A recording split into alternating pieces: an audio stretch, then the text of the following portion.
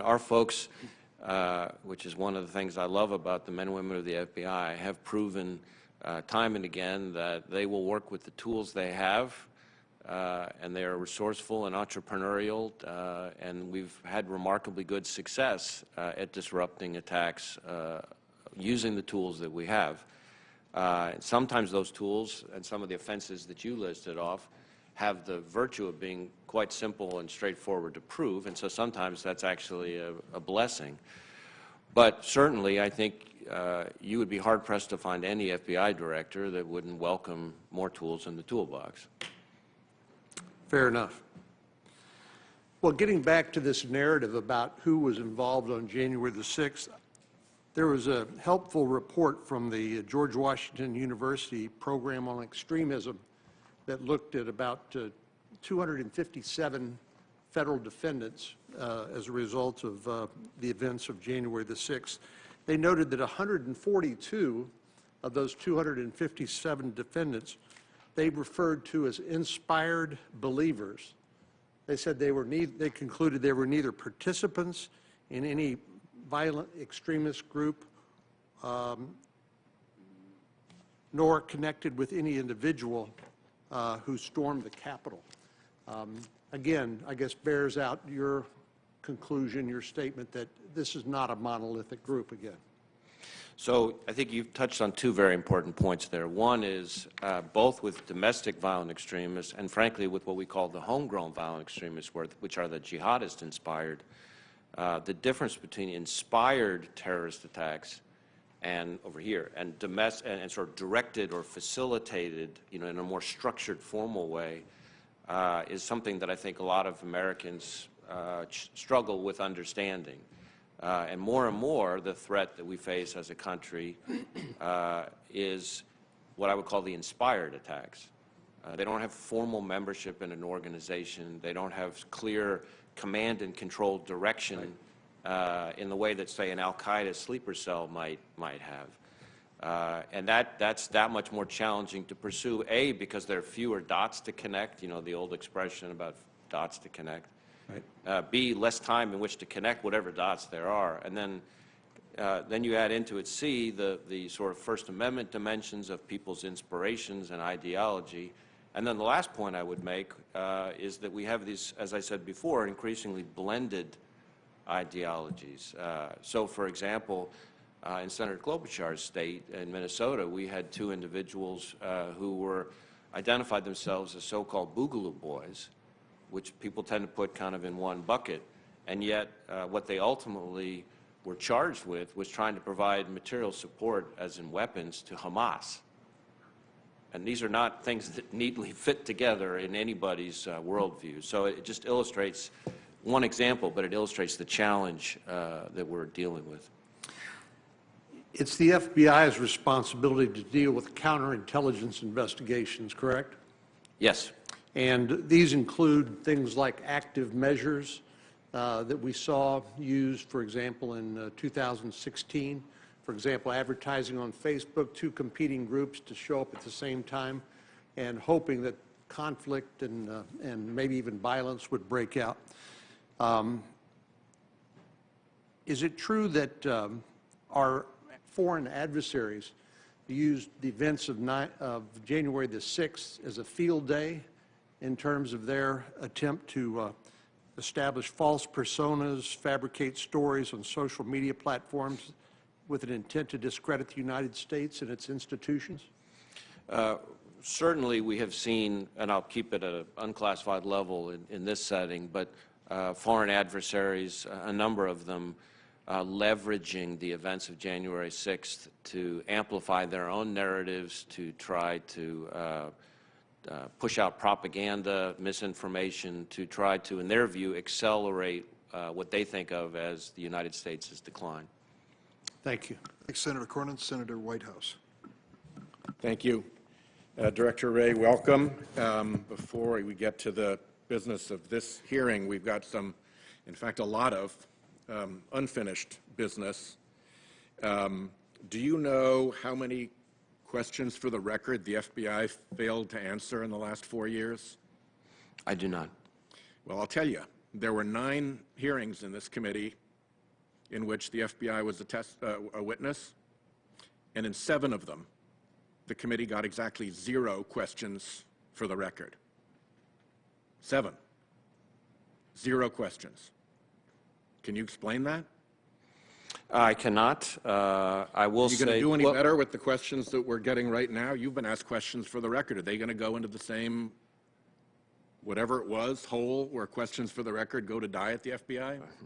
Well, Senator, first thing I would say about questions for the record is that, as you may know, there is an elaborate interagency process that requires that answers that we provide have to get which is vetted. immensely convenient for the executive branch. But our questions don't direct that interagency process, do they? And that interagency process doesn't respond to us in Congress, does it? We're required to comply with the interagency process to provide our responses to questions for the record. By Now, what? having said that, By what are you required to comply with that interagency process? I can't cite you the reg or the rule. Because it seems to me that when the FBI wanted to get information to this committee, particularly when it wanted to get information to Republican members of this committee so they could investigate your investigation of the Trump-Russia connection, that information got right through to our Republican colleagues. It didn't seem to go through any interagency process. It wasn't delayed. What we seem to have is, for most of us, but this was bipartisan, by the way. When I say we got 0 questions for the record answered from those hearings, I mean 0 questions of any member of this committee, not 0 Democratic members answered, okay? So you've got this basic highway for responses to Congress. Let me ask you just a little sidebar. Do you think Congress deserves responses to questions from executive agencies as part of our oversight responsibility? Yes, absolutely. Okay, good. So we're at least over that hurdle. So we've run this rigmarole with the interagency process in which we don't get answers. Some of these go back to 2017, by the way. That's years of not getting our questions answered. And then, when it's a question that's suddenly of interest to one party and to President Trump, there seems to be a little side road that gets built around the traffic jam, and stuff just flies right through. So please don't tell me about interagency process when I've been sitting in this committee watching FBI information get straight to this committee without interagency process. What are we going to do about this? Is this a problem? So, Senator, let me say first, as I said, that I absolutely agree with you that Congress needs answers to its questions. I am frustrated as well at the process. I have added more staff, and my understanding is that when it comes to correspondence, for example, which doesn't require the same interagency process, that we have significantly reduced the backlog and the turnaround time. But there's no question in my mind. We had no question in my mind. 8 letters go unanswered, the oldest one dated March of 2017. So if you think your process is working, we're not seeing it on our end. Well, I will commit to you that I will do what I can to improve the process. I am frustrated as you are, and obviously we need to get better. Well, I will commit to you that I'm going to make sure that this gets done. And if it means stopping nominees, if it means doing whatever it takes to get through this problem, we're going to get through this problem. Because it is just plain wrong for the executive branch of government in a separation of powers country to refuse to answer questions of the elected representatives of the legislative branch. It's just wrong. And however many excuses and however much rigmarole the executive branch may set up to slow down those answers, I don't care. That's your executive branch rigmarole. That is not a legitimate answer to a legislator's question. And I got stuff that's now backed up for years. Now, the courts have said that they don't want to intervene in enforcing our subpoenas. I'm not sure we can get subpoenas in a 50-50 committee, but assume we could. The courts have said they don't want to enforce it. So You guys can put our subpoenas in the same file with our letters and our QFRs and not answer them. And then what happens is the courts have said, the way we resolve this is we've got to hit you legislatively. The court said we should hold up appropriations for the FBI and for executive agencies that aren't responsive. That's our tool. Your people do good work, Director Wray. I don't think you want that to be our tool. But you can't be in a situation in which you don't answer our questions, you create rigmarole logjams, and when there's a political interest in getting information out to the committee, suddenly none of that rigmarole pertains. Suddenly, everybody gets their hands on all the information that they need just as soon as they need it. And by the way, I believe on a partisan basis, not shared with both sides of the committee. So before we get to clearing up whatever else we need to get cleared up, all the stuff that's backed up behind our questions, we got to get through the problem of why you're not answering our questions. And we've got to clear that up.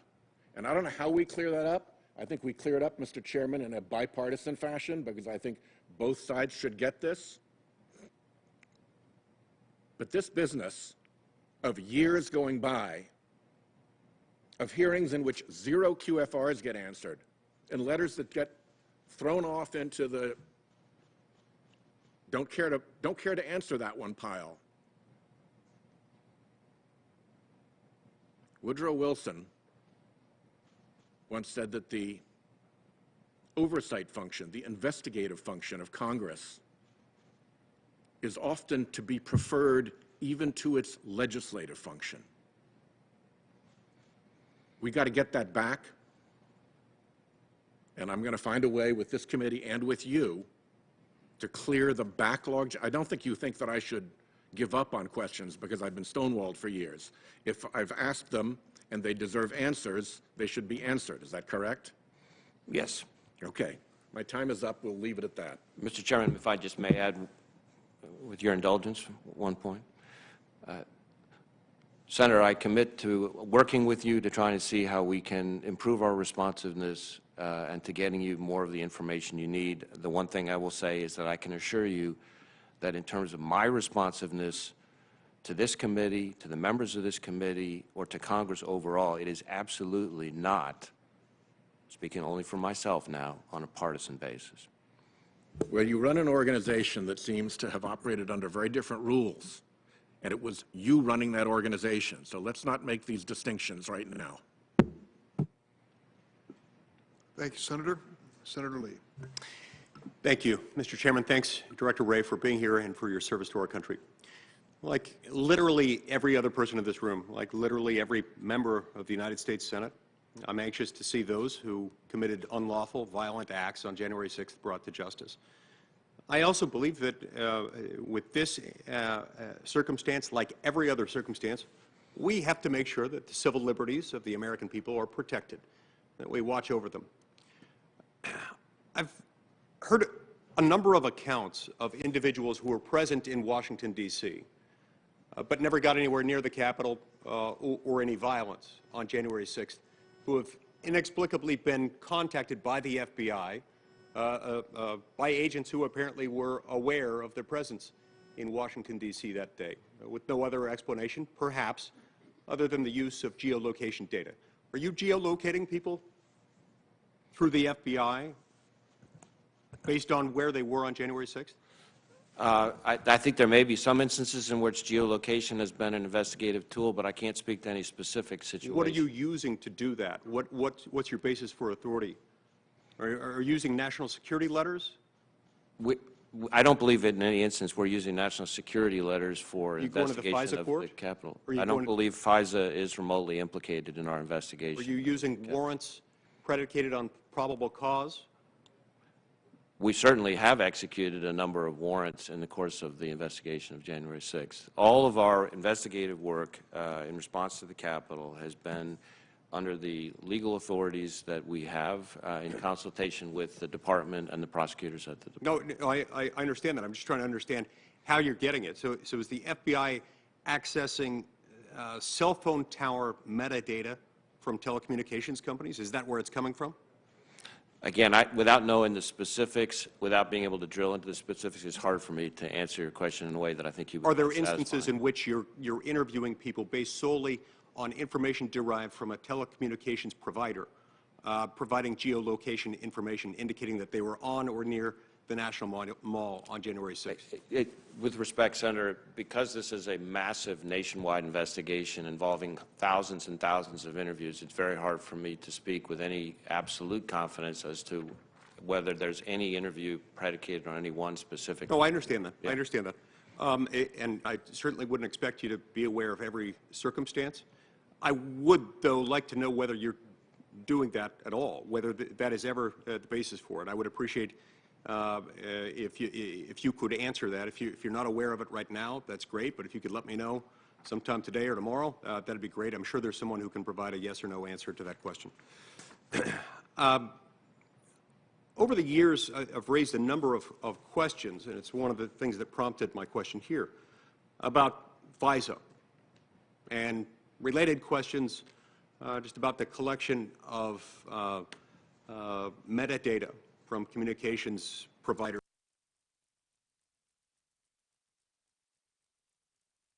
The entire 10 years I've served as a member of this committee and as a member of the United States Senate, I've been told fairly consistent answers under different FBI directors and different presidential administrations run by different parties. But the most consistent theme in those answers has been, just trust us. Don't worry. We've got good people, smart people, law-abiding people who are running this, and we've got procedural safeguards in place to prevent the type of abuse that you're concerned about. Now, Inspector General Horowitz issued a report in 2019 regarding Crossfire Hurricane, and through a subsequent memorandum dealing with Woods File issues that really helped prove my point. At the time, in response to those concerns, you issued statements suggesting that you would take concrete actions to make sure that these things were changed. Could you tell me what some of those actions are? Have you taken the actions you referred to in response to Horowitz's report and his subsequent memo on the Woods File issues? Yes, Senator, I welcome the question. So first off, as you may know, we accepted all of the findings and recommendations in the Inspector General's report.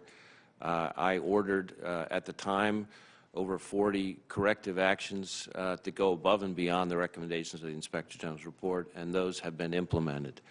Those include everything from strengthening our procedures to ensure accuracy and completeness, to make sure the court gets all the information it's supposed to, changes in our protocols for CHSs, confidential human sources, training changes. I created a new Office of Internal Audit that's specifically focused on FISA auditing.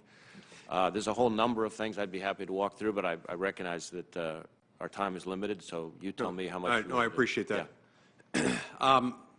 And I appreciate anything that you've done within the agency to do that. I hope you can understand my concern, which is that we've been told over and over again we already have strong procedures in place internally. Those strong procedures apparently haven't, over the last 10 years, proven enough. So my view is that in addition to anything that you may be doing that may well be helpful, and I appreciate anything that you're doing that's helpful, we probably ought to have some statutory restrictions as well, so that it's not the FBI and the FBI alone acting solely upon the FBI's internal guidance documents, from which the FBI could, of course, choose to depart at any moment. I'd love to see reforms in this area, and in particular to protect the civil liberties of the American people. I think we need some reforms to our domestic surveillance tools, including things like FISA, that would apply to strengthening the amicus provisions of the FISA court, requiring the FBI to disclose all material exculpatory evidence that's presented to the FISA court. No less important here than in an Article III court sitting in its capacity of adjudicating criminal cases. In fact, if anything, it's more important here because in the FISA context, it's not public. Increasing the standard for warrants under Section 215 to require a probable cause and requiring a probable cause warrant to obtain Internet search history, Internet browsing history, and geolocation information. Are those reforms that you'd be willing to support? Well, Senator, I'd be happy to work with you to provide sort of operational assessment of the impact of different legislative ideas. Certainly, we view our responsibility as not just to protect the American people, but also to uphold the Constitution. And we say that every day in the FBI. Certainly, I would want to make sure that any legislative changes to FISA didn't have unintended very damaging impact on everything from our sharing of information with our foreign partners, our intelligence community partners, that we didn't elevate the standard in FISA above the level of what we could get, for example, in an ordinary criminal case, things like that, but we'd be happy to engage with you on the subject. Mr. Chairman, my time's expired. Can I add one sentence at the end just to complete the thought? Thank you for your willingness there. We have been told over the last 10 years since I've been here, we will work with you. We will work with you has translated into opposition from inside the FBI every single time we've tried to bring about one of those reforms. Every time. As sure as the sun will come up in the east tomorrow, we've been told by the FBI, you can't do that. Don't worry, we've got it with our own internal controls. I hope you'll be sympathetic to me this time around, recognizing that I've been told that over and over and over again. And we're not going to accept that answer anymore. Thank you. Thank you, Senator Lee. Senator Klobuchar. Thank you very much, Mr. Chair. Welcome, Director Wray. You and I have talked many times, and I appreciate the work of your agents in Minnesota, whether it's investigating buildings that have been attacked and burned, or whether it is the work that your agents did in investigating the bombing of a mosque in Minnesota, which resulted in indictments and conviction. So I thank you for that. So last week I chaired a joint hearing of the Rules and Homeland Security Committees on what happened on January 6th. We're having another joint hearing with Homeland Security tomorrow. Several members of this committee participated in that. And I want to start out with something that became an issue in the hearing really because of one member's questions. Our witnesses all agreed that there is now clear evidence that supports the conclusion that this insurrection was planned and a coordinated attack on the Capitol, that white supremacists and extremist groups were involved, and that what happened would have been much more dangerous if not for the brave actions of law enforcement. Would you agree with that? Certainly there were aspects of it that were planned and coordinated, but yes. Mm-hmm. Well, there was I just noted that just today, reporting in the Washington Post, that on Monday, a complaint was filed against a member of the Proud Boys in Washington State, where federal prosecutors alleged that, in fact, there were plans made for many different entries into the Capitol. Is that correct? Yes. There have been a growing number of charges as we continue to build out the investigation. Either individuals who are now starting to get arrested that involving charges that involve more things like planning and coordination, or in some instances, individuals who were charged with more simple offenses, but now we're superseding as we build out more of an understanding of what people were involved in. And there were clearly some individuals involved, which I would consider the most dangerous, most serious cases among the group, who did have plans and intentions and some level of coordination. And I think you've arrested now 20 members of that group, or filed. Is that right? I don't know the number off the top of my head. Well, and so what I was thinking when Senator Graham was talking is that and they show up, we now know in this complaint, with encrypted two-way Chinese radios in military gear, that there must be moments where you think, if we would have known, if we could have infiltrated this group or found out what they were doing. And that, do you have those moments?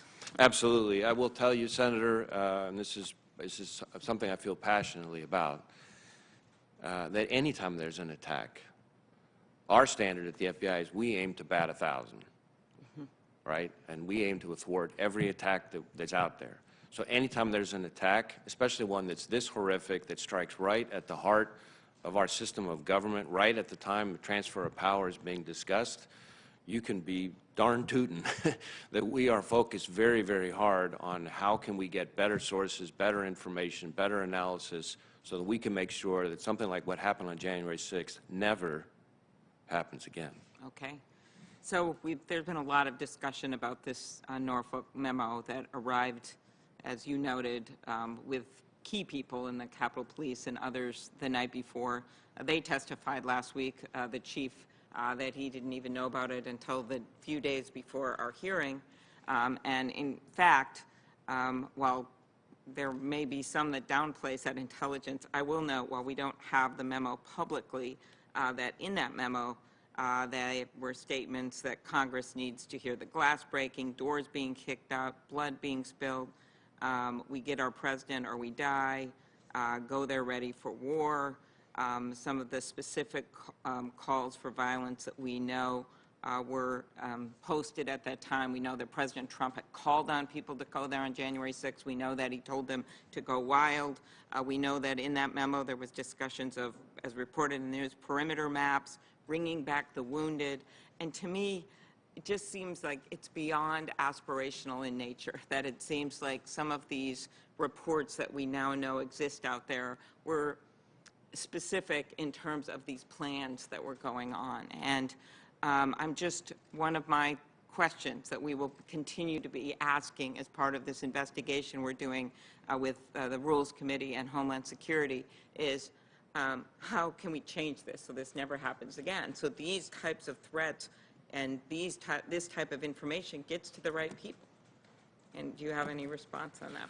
Well, as I said, in connection with the particular report that you're referring to, the Norfolk SIR, as they call it, we did communicate that information in a timely fashion to the Capitol Police and MPD in not one, not two, but three different ways. But do you think it's enough just to send an email? Well, it's more than just an email, right? So first off, the email itself went to, I think there are maybe as many as 5 Capitol Police Task Force officers on the Joint Terrorism Task Force, and the whole point of the Joint Terrorism Task Force is for the chosen representatives of the partner agency to be there in the loop real time so that everybody's got the same information so that each agency can use that information to do what it needs to do. But in addition to the email, so belt and suspenders, it was verbally briefed, and it's hard sometimes for members of Congress to picture what these command post briefings are like, but picture the command post that we had stood up at the Washington field office, representatives of all these agencies in the room.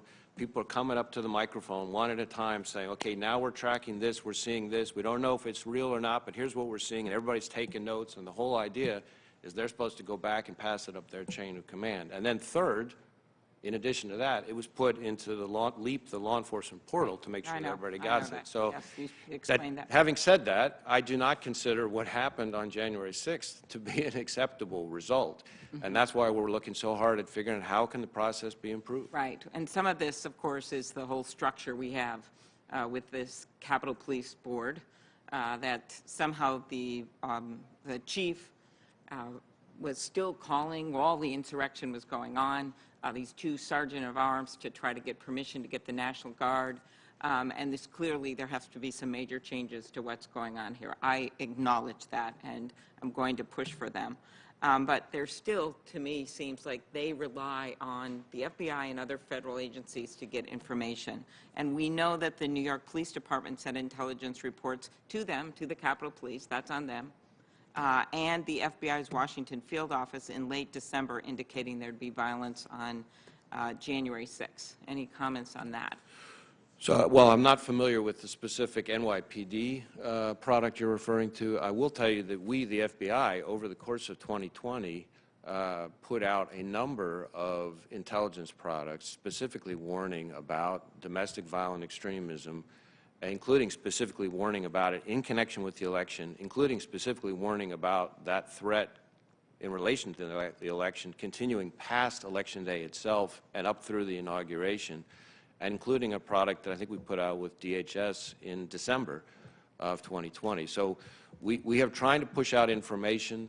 I am reluctant to armchair quarterback anyone else in their jobs. I can tell you we at the FBI are determined to do our part our part to make sure that what happened on January 6th doesn't happen again. We find it personally infuriating anytime we're not able, as I said, to bat 1,000, and we're going to keep working to get better. Thank you. And I will say that the work you've done on your agents have done in investigating these cases, to me, that is very helpful to get those arrests out there and those prosecutions, not only because people should be brought to justice, but it, to me, is a major deterrent for people doing this again. Thank you. Thank you, Senator Klobuchar. Senator Cruz. Thank you, Mr. Chairman. Director Wray, welcome. Thank you for your service, and thank you for the heroic service of the men and women at the FBI. Congress has now heard from numerous law enforcement officials that there is significant evidence that the January 6th attack on the Capitol was premeditated, planned, and coordinated. And you just had an exchange with Senator Klobuchar where you, if I understood you correctly, expressed the FBI's view that it was indeed planned and coordinated. I recognize this is an ongoing investigation and that you're still learning the details, but at this point, what do we know about the planning and coordination that occurred surrounding the January 6th attack? So I guess let me step back and say, first thing is there are sort of three groups of people involved in January 6th. The first group, the largest group, the group we need to spend the least time talking about is peaceful, maybe rowdy protesters, but who weren't violating the law. Then there's a second group, think of a reverse pyramid, a second group that is people who may have come intending to just be part of peaceful protests, but either swept up in the motives or emotion or whatever, engaged in kind of low-level criminal behavior, trespass, say, on the Capitol grounds, but not breaching the building. Still criminal conduct, still needs to be addressed, but more on the fly, in the moment, opportunistic.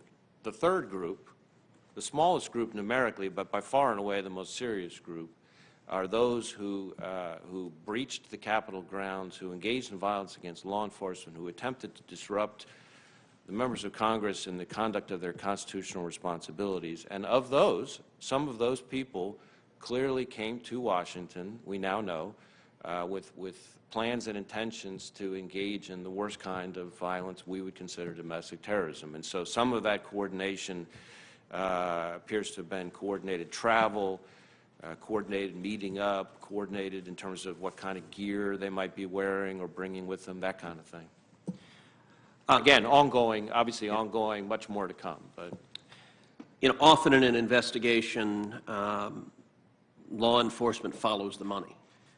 Is there evidence at this point of coordinated funding prior to January 6th, providing military equipment, providing communications equipment, or the like? certainly that's a topic that we're looking at. I don't know that there's anything I can say right now in terms of funding or coordinated funding. There's been considerable discussion at this hearing also about the Norfolk report. At the time, how credible and reliable did the FBI consider the Norfolk report as an actionable piece of intelligence? Senator, my understanding is that our folks at the time viewed it as raw, unverified, and therefore of unknown reliability information. But because of the level of detail that was in it, and some of this is art, not science, unfortunately, in the world of intelligence, the judgment was that given the press of time, given the specificity in it, even though it sounded somewhat aspirational in nature and was unverified, the smartest thing to do, the most prudent thing to do was just to push it to the people who needed to get it. And as I said, that happened 3 different ways. You had a conversation with Senator Grassley about the death of Officer Sicknick, and there obviously is considerable interest and concern in the Senate and across the country as to the circumstances of Officer Sicknick's death. There have been conflicting reports about the circumstances of his death. You told Senator Grassley the FBI at this point is not in a position to confirm a cause of death. Is there any information that the FBI can share with the American people about what we know of the circumstances surrounding his tragic death? Although I'm certainly understand and appreciate the keen interest in it for all the reasons we've discussed, at the moment, other than to say the Capitol Police has, of course, categorized it, I think appropriately, as a line of duty death, there's nothing really that I can share right now. Certainly, I understand why it's very much top of mind for people, and I think it speaks well of the members of Congress that they're so interested in somebody who's lost his life protecting all of you. So as soon as we're in a position when the investigation has gotten to a stage where we can share information, we want to be able to do that. Now let's talk more broadly about domestic terrorism, because the riot on January 6th didn't come out of nowhere. And last year, the Department of Justice created a task force to investigate and understand the growth of political violence. The memo creating the task force states, amid peaceful demonstrations protected by the First Amendment, we have seen anti-government extremists engage in indefensible acts of violence designed to undermine public order. Among other lawless conduct, these extremists have violently attacked police officers and other government officials, destroyed public and private property, and threatened innocent people. Is that task force still operating? I know the work that the task force began is still ongoing. In the past year, we have seen massive rioting and violence as extremists, many of them leftist extremists, took to the streets across the country. In just 2 weeks at the end of May and early June, over 700 law enforcement officers were injured. Looking at all of 2020, over 14,000 people have been arrested in 49 cities, and at least 25 people have died in the violence. And it's estimated that the property damages from these riots could exceed $2 billion. What is the FBI doing to counter this ongoing pattern of domestic terrorism? So, Senator, certainly we tried to respond aggressively with our partners to the domestic violent extremism that we saw playing out in streets all across the country this summer. Most of that activity, a lot of that activity, I would say, fell in what we would categorize as anti-government, anti-authority violent extremism.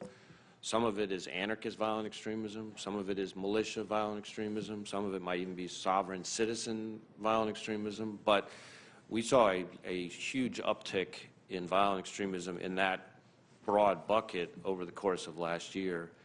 And so we're trying to be aggressive with the tools that we have in terms of the charges we're bringing. We're trying to, as we talked about, frankly, in connection with January 6th, same thing for the summer. We're trying to look at sources of funding, planning, coordination, trying to learn more about tradecraft and tactics and things like that so that we can be better prepared to prevent it and feed information to our state and local partners so they can be better prepared to prevent it.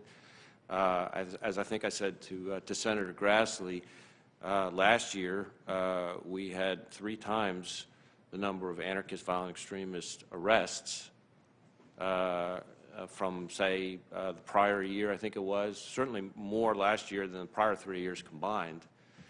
We did see last year, as Senator Grassley noted in his opening comments, the first murder by an anarchist violent extremist last year in quite some time, certainly. Which was the individual who in Portland killed a supporter of an opposing viewpoint. And then the individual in question, the violent extremist, was himself killed in a shootout as the marshals were trying to apprehend him. Thank you.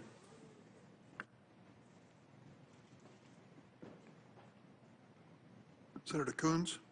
Thank you, Chairman Durbin. Director Wray, welcome. Thank you for your service and your testimony today. And let me join with my colleagues in conveying our condolences on the line-of-duty deaths of Special Agents Daniel Alvin and Laura Schwarzenberger. It has been a long time since there's been a Special Agent line-of-duty death, but every loss of life by those who are serving us and protecting us is too many, and we join in grieving their loss and hope you'll convey that to their families. But our purpose here today is to focus principally on what happened in this complex, in this building in the Capitol on January 6th. Charleston, Charlottesville, Pittsburgh, El Paso, Kenosha, and right here in the U.S. Capitol. These are just some of the recent examples where far-right extremists and white supremacists have terrorized this country, their fellow citizens, and murdered individuals. We all condemn violence by anyone of any political persuasion, but we have to be honest about the significant threats we face, and that's the only way we can work together to take steps to confront them. I think it's critical to that process for us to uncover the real facts of what happened, and given some of the misinformation being spread by some colleagues, I just would appreciate your readdressing a couple of questions. Can you speak with clarity about what we know about the January 6th riot here at the Capitol? You've said there have been, I think, 280 arrests so far. Has there so far been any evidence that the January 6th riot here, the insurrection, was organized by people simply posing as supporters of President Trump's? We have not seen any evidence of that, certainly at this Is there any evidence at all that it was organized or planned or carried out by groups like Antifa or Black Lives Matter? We have not seen any evidence to that effect thus far in the investigation. And is there any doubt that the people who stormed the Capitol included white supremacists and other far-right extremist organizations? There's no doubt that it included individuals that we would call militia violent extremists, and then in some instances individuals that were racially motivated violent extremists who advocate for, the superiority of the white race. But the militia violent extremists is probably at the moment trending the biggest bucket, if you will. Well, you face challenges, we as a nation face challenges with extremists of all stripes, types, backgrounds, motivations. As the new chair of the Subcommittee on Privacy and Technology and Law, I'm concerned about how extremists have used social media platforms to organize and incite violence, and in some ways about how social media platforms work to accentuate or accelerate those who have extreme views and to potentially radicalize those who don't hold those views. I led a letter with 14 colleagues last November to Facebook raising concerns about the adequacy of their enforcement of their own policies against violence and incitement. Can you speak to the extent to which the January 6th attack on the Capitol was organized through social media platforms? So certainly social media on January 6th, as for the domestic violent extremist threat more broadly, has become a major factor, a catalyst, if you will. The increased speed, dissemination, efficiency, accessibility that it provides, it facilitates a greater interconnected nature in a more decentralized way. And so I sometimes say terrorism today, and we saw it on the 6th, moves at the speed of social media. And we try to work with social media companies to get them to more aggressively use tools that they have to police their own platforms under terms of service, et cetera, and in particular to cooperate with us so that we can bring justice for those who hijack these companies' platforms to engage in some of the conduct we're talking about. And that's where you heard a little bit about the encryption issue come up. That's an important part of this. We are moving in a direction. We saw it on the 6th, and we're seeing it more and more every day in this country, where violent extremists, just like other bad actors, are taking advantage of encrypted platforms to evade law enforcement. And the social media companies and the technology companies are moving more and more in a direction where if we don't come up collectively with some kind of solution, it's not going to matter how bulletproof the legal process is or how horrific the crime is or how heartbreaking the victims are. We will not be able to get access to the content and the evidence that we need to protect the American people. And then I think we will all rue the day. Well, Director, this area raises a lot of very complex questions of civil liberties, of individual rights, fundamental rights to free expression. But I am also concerned about ways in which online disinformation and conspiracy theories lead to radicalization and help pave the way for this particularly tragic event in the history of our democracy, and how some of the ways in which social platforms are structured, social media platforms are structured to accelerate the spread of disinformation. How policymakers and platforms confront these issues are going to be complex, and I look forward to working with you to get the facts as the FBI develops them about what happened on January 6th. Two last questions, if I might. My colleague, Senator Whitehouse, asked about responding to outstanding requests for information, and I agree. Some of the stonewalling that we saw by a number of agencies over the previous administration isn't acceptable. Can you just reassure me the FBI will be as responsive as possible to information requests from this committee? Absolutely. It's my strong view is that you all have an important key function to perform in terms of your oversight of the FBI as with other agencies. And it pains and frustrates me when we're not able to be as responsive as you need us to be. And I commit to doing my best to see if we can work with you all to get better on that front. Last, Senator Feinstein asked you a series of questions about the record number of NICS denials last year. This is when someone goes in, tries to buy a gun, gets run through the background check system, and is denied. They're a person prohibited, often because they're a convicted felon. I'm soon going to be introducing a bill with a colleague on this committee that would simply require that when there is an attempt to buy that is denied because someone is a person prohibited, that notification be given to state law enforcement. That is the law in some states. It is not the law in a majority of states. Does that seem to you something that would be a good additional tool in the toolkit to allow state and local law enforcement to act on the tip that someone who is a person prohibited has just lied and tried to procure a weapon? Certainly, I think the lied and tried information is often a valuable tool from an investigative perspective in preventing more serious conduct. And we'd be happy to meet with you or engage with you to provide a little bit better sense of how all this works from an operational perspective. I know that the key consumer of the information here, as your question alludes, are state and local law enforcement. So I would want to make sure that we do it in a way where we work with them as to what they would find most useful.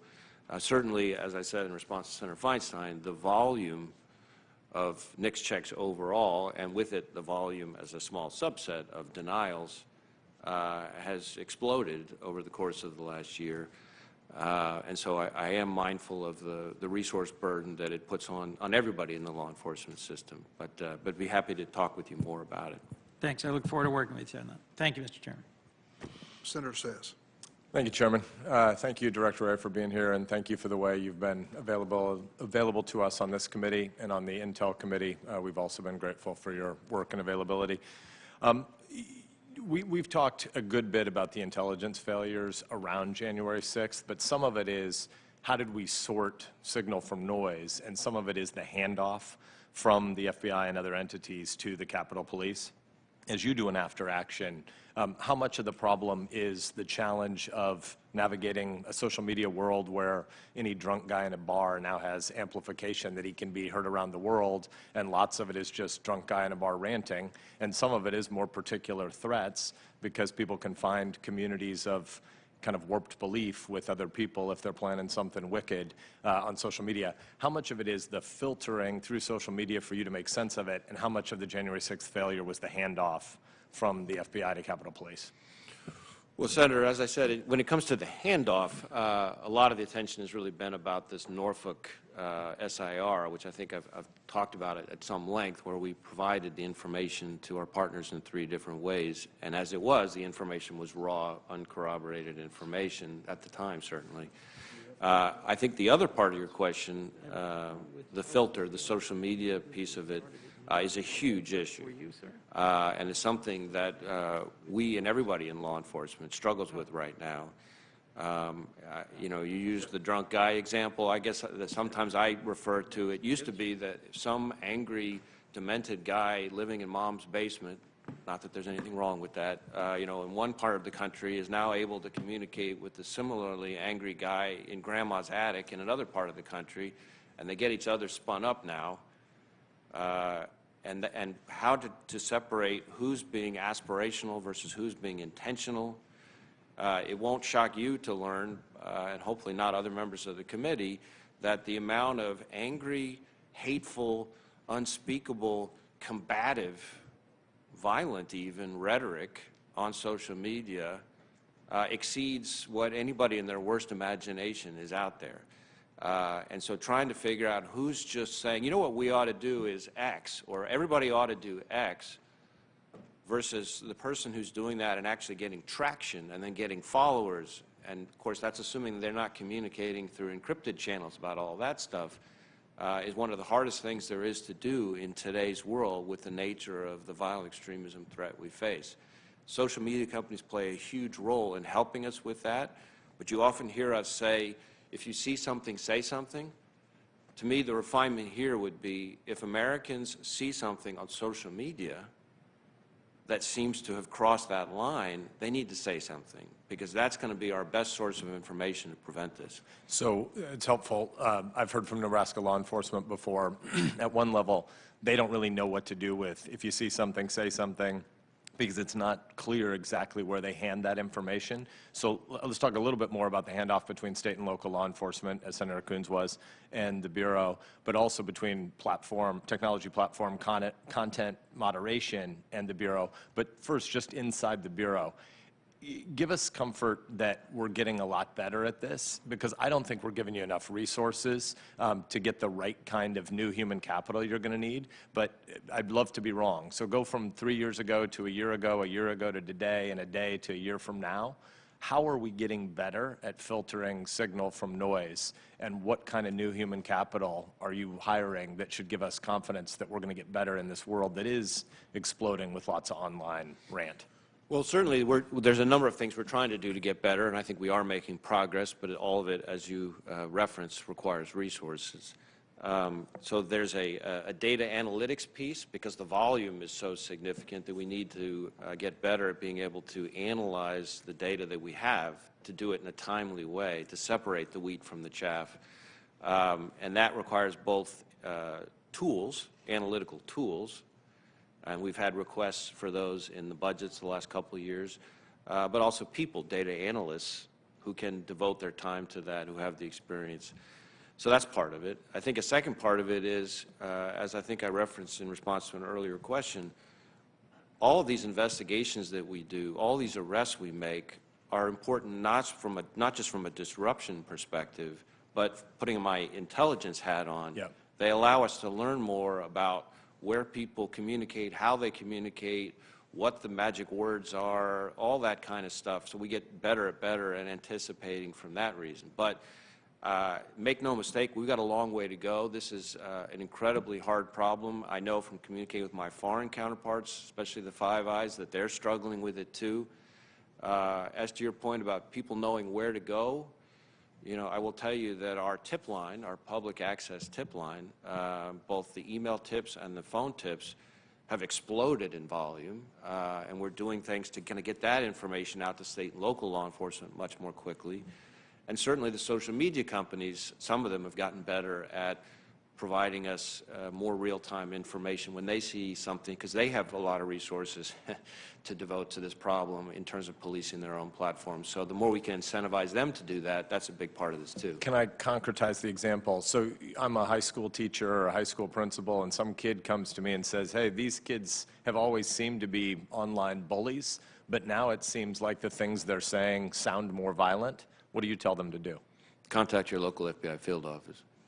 So it is FBI, it's not your local police department? Well, I think they could also contact state and local law enforcement. We all now work so closely together that I think we view a call to one as a call to us all. If we get the information, we're 9 times out of 10 going to be pushing it to state and local law enforcement as quickly as we can. We do a lot of outreach to the high schools like you're talking about, meeting with teachers, meeting with students, meeting with parents, to try to get them to understand better what to be on the lookout for, what might be that indicator. Because the one thing we know, whether it's any kind of domestic violent extremism we've talked about here this morning, or frankly just the horrific active shooter, school shooter situation, is that when you look back on the path to the key moment, almost every single time there was a friend, a family member, a neighbor, a classmate, a coworker, somebody who knew the person well enough to know this is their baseline, they've now changed in a way that's scary to me, and no one knows better than the person who knows them well. And that's the person we need to come forward. When they do, and they're doing it more and more, we're able to get in front of it. I'm basically at time, so I won't ask a question here, but I'll flag one that I want to continue talking with you about. I would love to hear your big national pitch for these data analysts, because we need more great human capital to serve their country in this way. But I also want to be sure that our training for these data analysts have First Amendment sensibilities about what they're there to do. They're looking for violence. They're not looking there to be the national speech police. So look forward to continuing that conversation. Thanks for your work. Absolutely. Thanks, Senator Sass. Senator Blumenthal.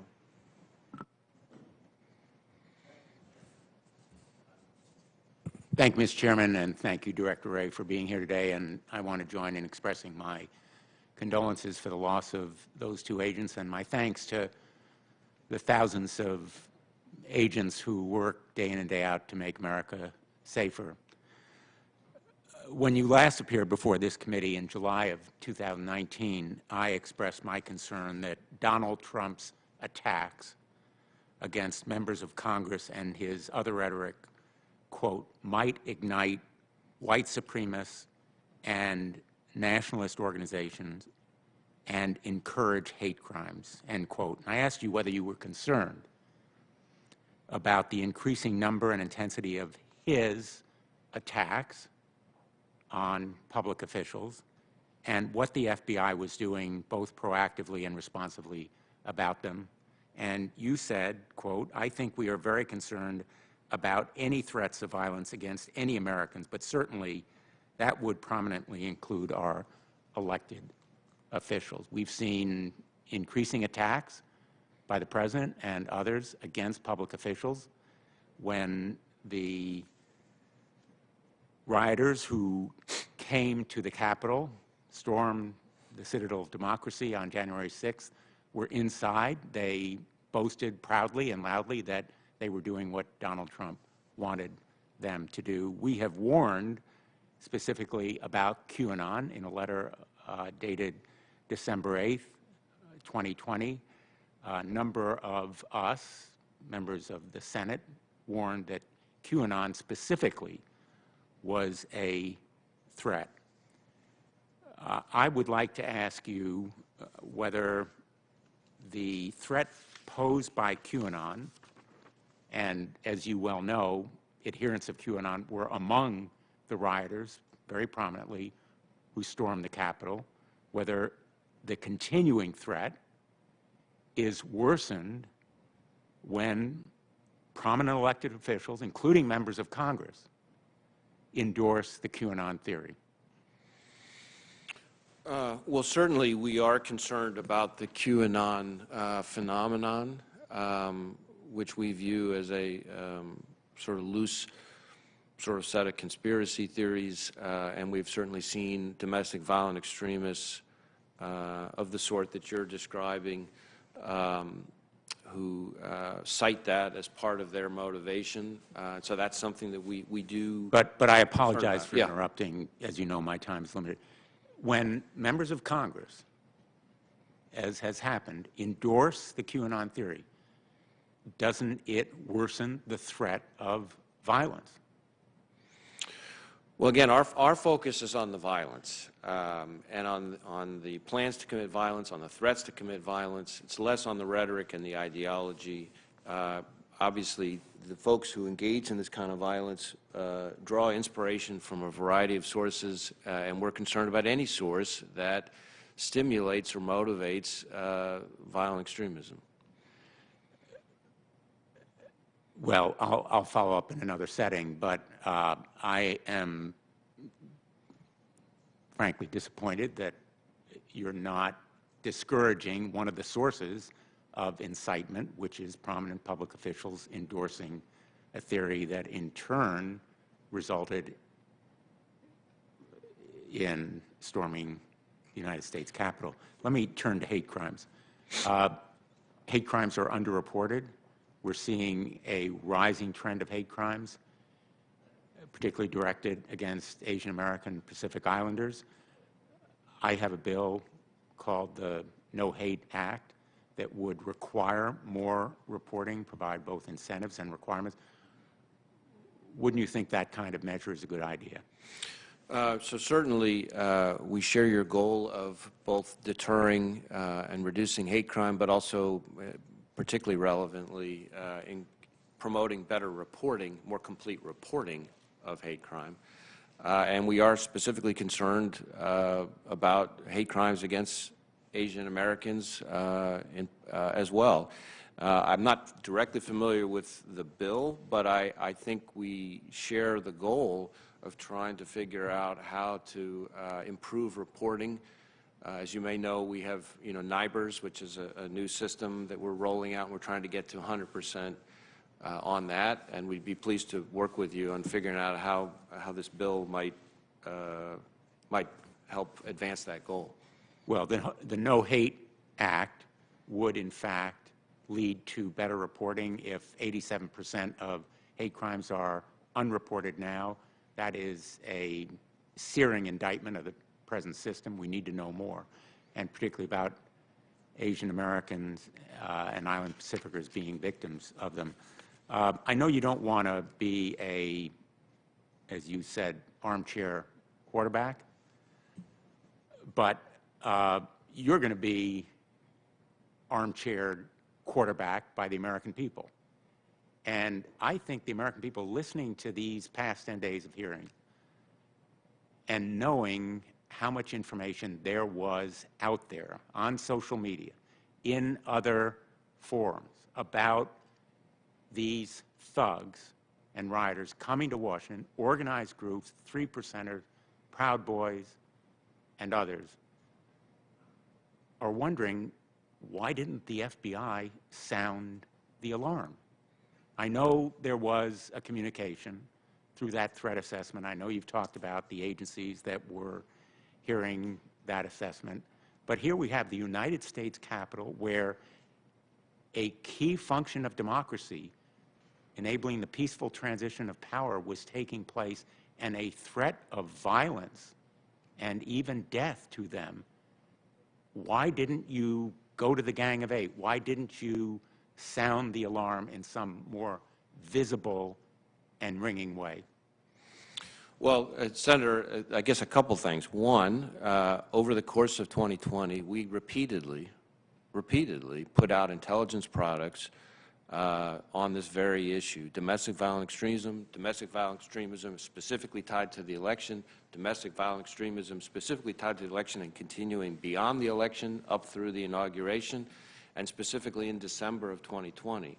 In addition to that, in connection with the one piece of raw intelligence that's been discussed so much here today, we did pass that on to the people in the best position to take action on the threat, not one, not two, but 3 different ways. Now, more broadly, in terms of what's out in social media, as a number of the questions here today have elicited, I think it highlights, and your question highlights, one of the most challenging jobs for law enforcement in today's world with social media. There is so much chatter, often unattributed to somebody in a neatly identifiable way, where people are saying unbelievably horrific, angry, combative things, using language about beheading and shooting and explosives and all kinds of things like that, and separating out which ones are getting traction, which ones reflect intention as opposed to aspiration, is something that we spend an enormous amount of time trying to do. Sometimes we don't have the luxury of time and the ability to make those judgments. I can assure you that, as I said, I think to Senator Klobuchar, my standard is we're trying to bat 1,000. We want to thwart every attack. And anytime there's an attack that's not thwarted, we and our partners want to make sure that we figure out how to do even better at preventing that. We're pleased that the inauguration, for example, went smoothly, notwithstanding threats and chatter that we were seeing, not just here in the National Capital Region, but against state capitals all across the country. And our focus was on engaging with all of our partners, our state and local partners. I did a conference call with like 1,000+ police chiefs from around the country about the state capitals. That's the kind of thing we were doing to try to make sure that we're doing the grind, the hard work to get in front of the threat, and we're going to keep working at it every single day. I understand your response. What I don't understand is why this chatter raw intelligence didn't prompt a stronger warning, an alarm, going to the very top of the United States Congress, because clearly the United States Congress was under severe threat. Thank you, Senator. Thank you, Mr. Chairman. Senator Hawley. Thank you, Mr. Chairman. Director Wray, thanks for being here. Can I just go back to a series of questions that Senator Lee asked you? He asked you about the geolocation and metadata aspects and gathering related to the gathering of metadata, that is, related to your investigation into the January 6th riot. You said you weren't familiar with the specifics. Can I just clarify your responses to him? So when you say you're not familiar, are you saying that you don't know whether or not the Bureau has scooped up geolocation data, metadata from cell phone records from cell phone towers? Or do you not know, or are you saying that the Bureau maybe or maybe hasn't done it? Just tell me what you know about this. So when it comes to geolocation data specifically, again, not in a specific instance, but just even the use of geolocation data, I would not be surprised to learn, but I do not know for a fact, that we were using geolocation data under any situation in connection with the investigation of the 6th. But again, we do use geolocation data under specific authorities in specific instances. Because this is such a sprawling investigation, that would not surprise me. When it comes to metadata, which is a little bit different, obviously, than geolocation data, I feel confident that we are using various legal authorities to look at metadata under a variety of situations. But again, the specifics of when, under what circumstances, with whom, that kind of thing, I'm not in a position to testify about with the sprawl and size of the investigation, and certainly not in a congressional hearing. What authorities do you have in mind? You said that you're using the relevant authorities. What authorities are they? Well, we have various forms of legal process we can serve on companies that will allow us to get access. And that's been done? Well, we're using a lot of legal process in connection with the investigation, so yes. But specifically serving process on companies, invoking your various legal powers to get data from companies, that's been done in the case of gathering this data? In gathering metadata, Yeah. Again, I don't know the specifics, but I feel confident that that has happened, because metadata is often something that we look at, and we have a variety of legal tools that allow us to do that under certain circumstances.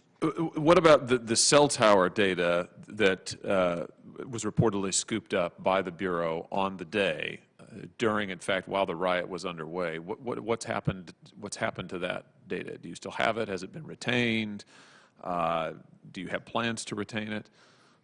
Again, whatever we're doing with cell phone data, I'm confident we're doing it, in conjunction with our appropriate legal tools and working with prosecutors. Here's what I'm trying to get at, and I think it's what Senator Lee was trying to get at. How are we going to know what you are doing with it, and how are we going to evaluate the Bureau's conduct if we don't know what authorities you're invoking, what precisely you're doing, what you're retaining? I mean, this is, you said to him repeatedly you weren't familiar with the specifics. You've now said it to me. I don't know. I'm not sure how this committee is supposed to evaluate anything that the Bureau is doing. You're basically saying just trust us. I mean, how are we going to know? Do we have to wait till the end of your investigation to find out what you've done? Well, certainly I have to be careful about discussing an ongoing investigation, which I'm sure you can appreciate. But all the tools that we have are done in conjunction with prosecutors and lawyers from the Justice Department. Now, if there's information we can provide you before an investigation is completed that goes through what some of the authorities we have, the tools we have, et cetera, we could probably provide some information like that might be useful to you to help answer the question. That would be helpful. Thank you. I'll hold you to that. Let me ask you about some other things that have been reported in the press. Particularly, there have been a series of reports that the Bureau has worked with banks in the course of the investigation into the January 6th riot and both before and after, and that some banks, in particular Bank of America, may have handed over data for 200-plus clients who may have used their credit or debit cards to make purchases in the D.C. area. What do you know about this? Has Bank of America voluntarily turned over information to the Bureau about its customers? I don't know any of the specifics, so I'd have to look into that. And so has the FBI requested similar information from any other companies, to your knowledge? Again, sitting here right now, I do not know the answer to that question. I do know that we work with private sector partners, including financial institutions, in a variety of ways, all the time, in a variety of investigations. But exactly the specifics of what may or may not have happened here, that I don't know sitting here as we're talking today. As I'm sure you can appreciate, my concern here is that 12 U.S.C. 3403 prohibits financial institutions from turning over confidential client records, unless, of course, they've got reasonable suspicion that there's a crime being committed. Now, the news reports on this have indicated that financial institutions were doing this in cooperation with the Bureau without any such indication of a crime. They're just turning over reams of consumer data. That obviously would be a major legal problem, a major legal concern. Can you try and get me some answers to these questions? I appreciate you say you don't know today, you're not aware of what's going on, but can you look into this and follow up with me on this? I'd be happy to see if there's more information we can provide you on the subject. As I said, we have a variety of ways in which we engage with financial institutions in particular. And as you referenced, there's a number of legal authorities that describe when you can and cannot do that and how that's supposed to work.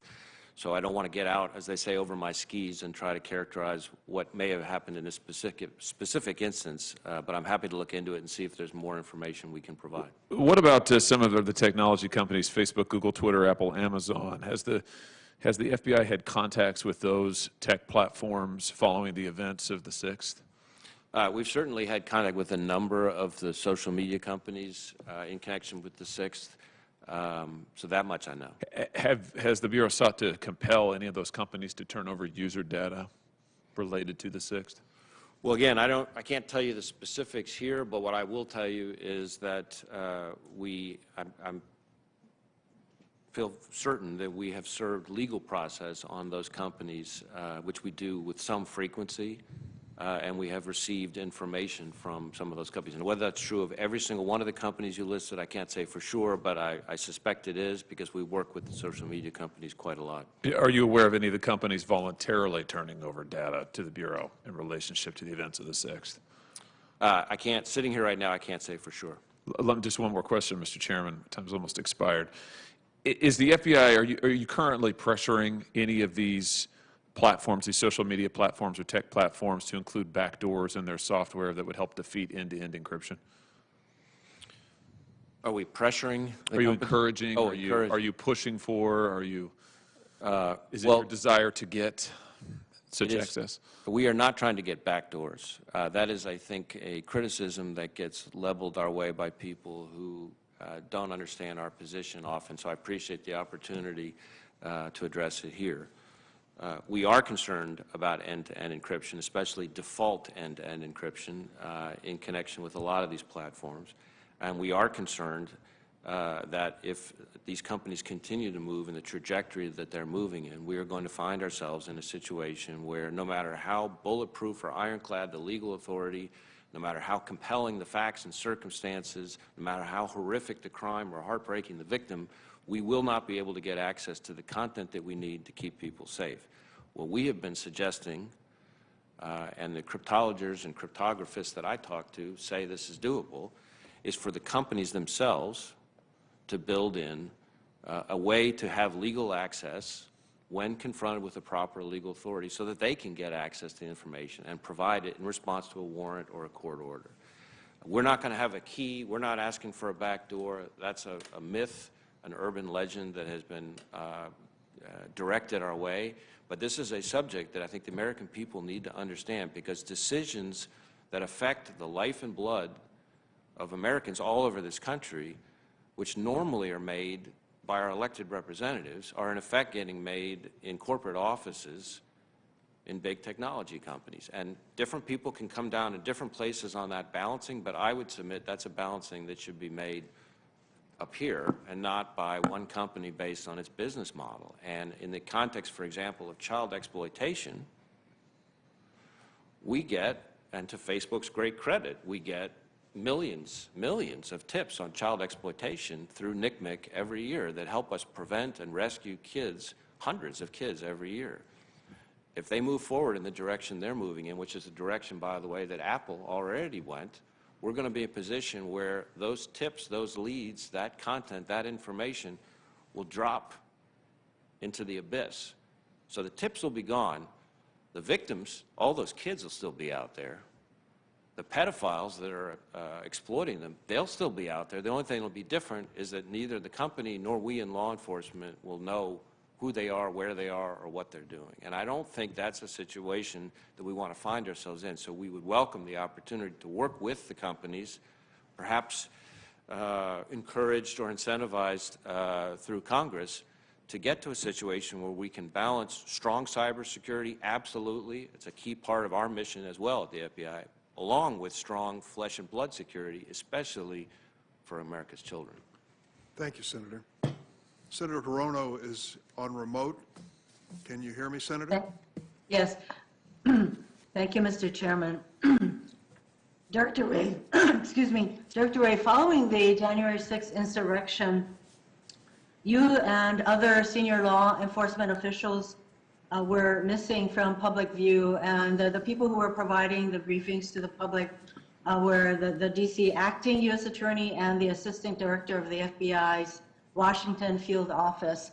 I hope you agree that at a time like this, it would be very important for high-level law enforcement people like you and others to have briefed the public to limit the spread of misinformation about what happened and who was behind what happened. Wouldn't you agree? Certainly, I agree it's important to prevent misinformation as much as we can, consistent with our legal responsibilities. And part of the misinformation that happened was that, and you've testified, that so far there is no evidence of fake Trump supporters committing or provoking violence during the January 6th riot at the Capitol. That's part of the misinformation that got out. Were you aware of these false claims? Well, certainly along the way, we've seen a whole variety of claims from a variety of people about the investigation into the January 6th attack, just like with a lot of other high-profile attacks. Whether I can recall exactly when the first time I've heard that specific claim, I don't know for sure. This is part of the kind of false information and narrative that got out, blaming others such as Antifa for what happened. So that is why I think it is really important for you and others like you to be out front. You've been asked some questions about hate crimes, and you acknowledge that there is a rise in hate crimes against the AAPI, Asian American Pacific Islander community. Wouldn't you agree that calling the COVID-19 the Kung flu or the China virus adds to the kind of targeted hate crimes that we are seeing a rise against the AAPI community? Well, I don't know that it's really my place as FBI director to start weighing in on rhetoric, but I can assure you that that's not a language I would ever use. And hate crimes against Asian Americans and Pacific Islanders is something that we are concerned about. We take very seriously. We are investigating where we have facts sufficient to do that. We're also engaged in a variety of forms of outreach to the public. I think we've done, 60-plus training or liaison events with the Asian American Pacific Islander community since just March of last year. We've put out intelligence reports to our partners about hate crimes against that community in particular, and it's something we take very seriously. I commend you for working with, I assume, local and state and local law enforcement entities as well as community advocacy groups to deal with the rise in hate crimes against Asian Americans. And in fact, just a few weeks ago, there were lethal attacks on, there seems to be a targeting of senior Asians. And so lethal attacks in San Francisco and in New York, knifings, these are totally unprovoked attacks. And so I think that we need to continue to focus on what the community can do and what law enforcement can do to make sure that these crimes are prosecuted as the hate crimes that they are. And I think it is also important for leaders to not fan the flames by calling COVID-19 the China virus or Kung flu. You also testified, and you were asked some questions about the role of social media by these extremist groups. And you said that terrorism moves at the speed of social media. Senators Warner, Klobuchar, and I recently introduced the Safe Tech Act, which would pull back Section 230 immunity from tech companies for things like civil rights violations and wrongful death suits. Do you think that exposing these companies to civil liability would force them basically to take extremist content off of their platforms? Or to take these kinds of content more seriously and do something about them?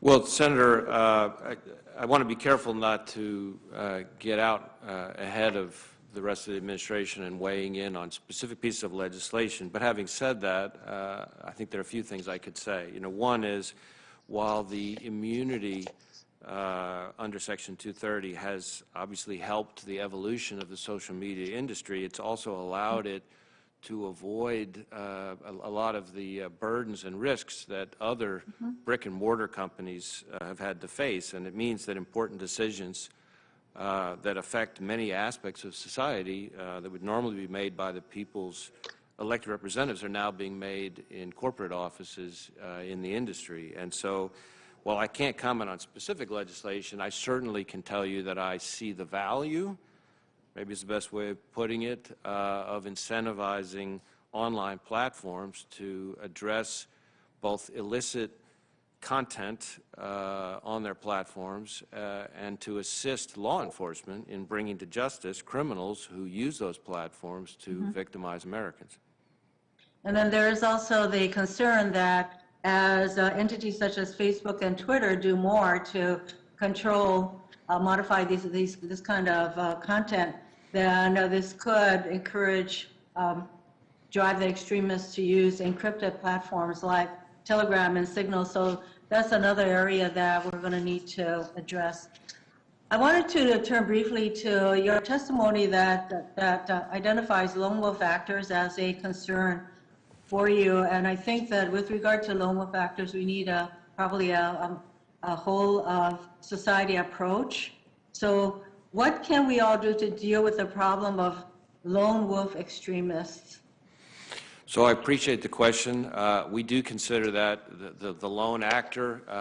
I've sort of stopped using the term wolf because I feel like it gives them too much credit. But the lone actors, whether they're homegrown violent extremists or domestic violent extremists, is a real threat because because it's so pervasive, but B, because unlike somebody who's working as part of a large group, somebody acting alone has fewer people they're in contact with, which means fewer dots to connect, et cetera. It makes it that much harder for us to get in front of. What we desperately need is more and more situations where the members of the public who know that person, who see the transformation, who see things starting to change in a way that they know is different and has become much darker and more dangerous, those people to speak up, to contact law enforcement, whoever they trust in law enforcement, to alert people to the threat. And the good news, if there's any good news in this, is that we are seeing that happen more and more in this country. We've had lots of people, as heartbreaking as it must be, turn in family members when they see this transformation, because they know that having us or our partners intercede may not only prevent that person from committing an attack against an innocent American, but also may in some instances result in that person being off-ramped to get help, as opposed to potentially being killed by law enforcement or incarcerated or something else. So we need the people. We always say if you see something, say something, and most people picture the abandoned backpack in a Greyhound bus terminal. Obviously, we want people to see something and say something there. But we also need people, if they see something about somebody, to say something. And the more of that we can have, and the more members of Congress as key voices in their communities, in your home states, can encourage people to do that, that's one of the key weapons we have as a country, to use your phrase, a whole of society defense against this threat. Thank you. Thank you, Mr. Chairman. Senator Cotton. Director Wray, welcome. First, I want to say I was deeply saddened by the loss of Special Agents Dan Alvin and Lauren Schwarzenberger, and I want to extend condolences to their families and to the agents who worked with them and the entire Bureau. My wife and I know many of your agents across the country, and we're extremely grateful for the work they do to keep our community safe. I want to turn to some of your written testimony. You say that the FBI assesses homegrown violent extremists as the greatest, most immediate international threat to the homeland. These extremists are U.S.-based individuals located in and radicalized primarily in the U.S. who are not receiving individualized direction from global jihad-inspired foreign terrorist organizations, but are inspired largely by ISIS and al-Qaeda to commit violence. So what you're saying there, Director Wray, if I understand it correctly, is that dangerous though the threat is from other kinds of extremists like racial supremacist groups or anarchist groups, the most dangerous threat we have in the country from extremism remains jihadist. Is that correct? Well, I think the key word there was international. I don't have the written statement for the record in front of me, but what I would say is we view, maybe step back, what we view as the most dangerous threat to Americans today is largely lone actors, some cases small cells, if you will, largely radicalized online, already here in the United States, attacking soft targets using crude, readily accessible weapons, motivated either by jihadist inspirations or by a variety of domestic inspirations. So we have the HVEs, the homegrown violent extremists, which are the jihadist-inspired, and we have the DVEs, the domestic violent extremists, who are inspired by domestic sources. That bucket, which have a lot in common with each other, is the greatest threat, the greatest terrorism threat we face as a country. Okay. I want to turn to another kind of potential terrorist threat. We talked a lot here about domestic terrorism. Obviously, international terrorism remains a serious threat. An important part of the federal government's counterterrorism work remains trying to prevent foreign terrorists from reaching our shores. Is that correct? Yes. And part of the screening process is checking our own criminal record and terrorism databases, but it does rely heavily on foreign governments, both providing us with data about criminal terrorist ties and also to document security practices so terrorists can't obtain fake IDs. Is that correct? Certainly, that's a part of kind of hardening our homeland defense, if you will. And your predecessor testified to Congress in 2015 that without cooperation from those governments, if the terrorists are not already in our own databases, we could, quote, query our database until the cows come home, but there will be nothing to show up, end quote, unless foreign governments work with us. Is that still the case? Certainly, we depend heavily on cooperation from foreign governments to make that kind of defense effective. Let's turn to a few of those foreign governments. Is it still the case that Syria and Iran are both nations that share little, if any, information with the United States about potential travelers or immigrants coming to our country? I will confess that I'm not sure I know the answer sitting here today, but I would be flabbergasted if the answer were anything other than yes, it's still the case. Still the case that Syria and Iran, I'm sorry, that Libya and Syria are both countries that lack effective control over significant parts of their territory and therefore cannot provide information from people coming from those parts of their country? I believe that to be the case. What about Myanmar, also known as Burma, where there was a military coup last week? Is it true that the United States now faces serious obstacles to vet individuals coming from Burma? I'm not sure I know the answer on Burma, but I suspect the answer is the same. And finally, in this rogues gallery, what about North Korea? Is it true that North Korea remains uncooperative in providing us information about North Korean nationals that might try to come to the United States? I have rarely heard North Korea come up in the context of cooperativeness. Thank you. I just want to note before we close on this topic that all of those nations, Syria, Iran, Libya, Burma, and North Korea, were among the nations from which President Biden lifted travel restrictions by executive order on his very first day in office without any plan in place to improve security for those travel situations. Each of them represents a real threat to the United States. I want to turn to another kind of threat we face, which is crime and gang violence in particular. Unfortunately, both drug trafficking and violent crime are now on the rise in the United States. Are street gangs driving a significant part of violent crime on streets across America?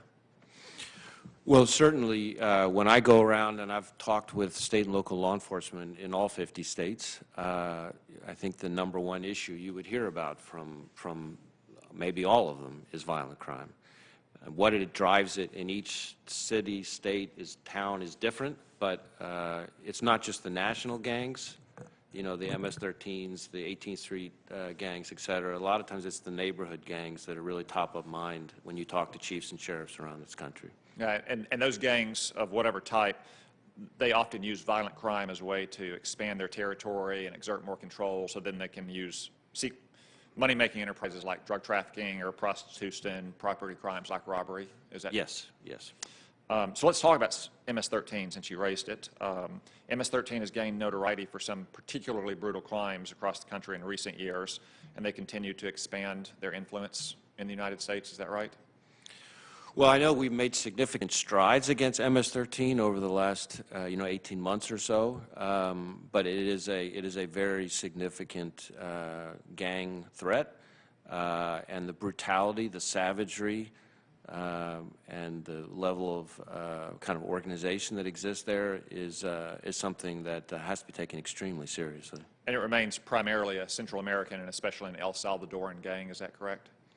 Well, certainly from the triangle, the so-called triangle, but yes, El Salvador is one place from which a lot of them come.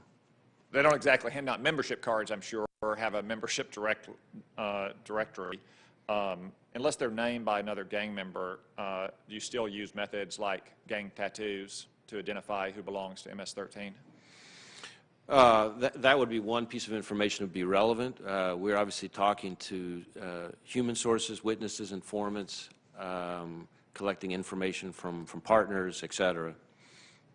And then I know that your Safe Streets Task Forces and your National Gang Intelligence Center and other units often work together with the Department of Homeland Security and with state and local law enforcement to find and to prosecute and deport these gang members. In your professional opinion today, is Immigration and Customs Enforcement deporting too many or too few MS-13 gang members? Well, I don't know that I've tracked the deportation rate related to MS-13 members. When we come across MS-13 members in this country, our focus has been on locking them up and putting them in federal prison as much as we can, which is where we'd like to have them. In addition to the units that you listed off, I think correctly, I would also cite our TAG, our transnational group, which is a task force that we have in El Salvador, because we actually have pretty effective results with U.S. law enforcement working with El Salvador law enforcement, and to a somewhat lesser extent the other two countries in the triangle, to take down some of the MS-13 members in their home country as well. So it's the two pieces together.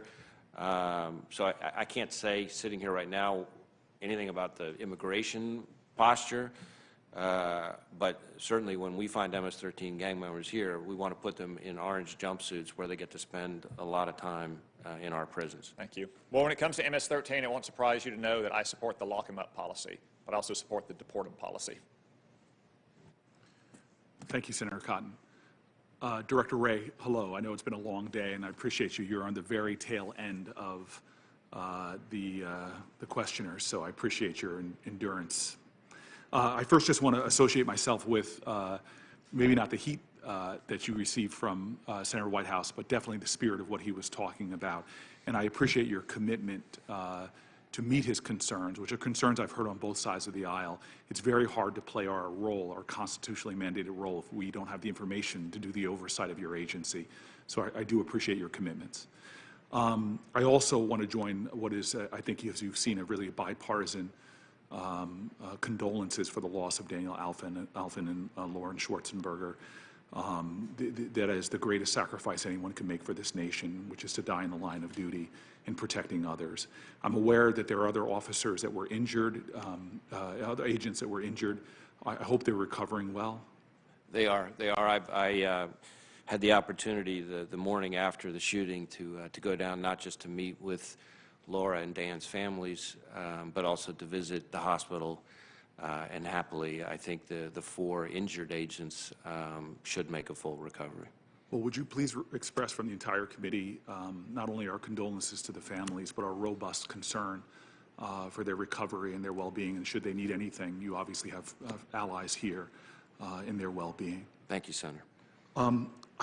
You and I have had a treasured conversation, frankly, to have you showed me the honor of coming to visit me before you were sat with me in my office before you stepped into that job, and I really appreciated our conversation about the challenges we still have in this country around racial issues and the urgency for the FBI, which has abused its power before, whether it's investigations of Martin Luther King or other ways, to really set an example for the largest driver in many ways as we pledge allegiance to this flag, this driver towards being a just nation.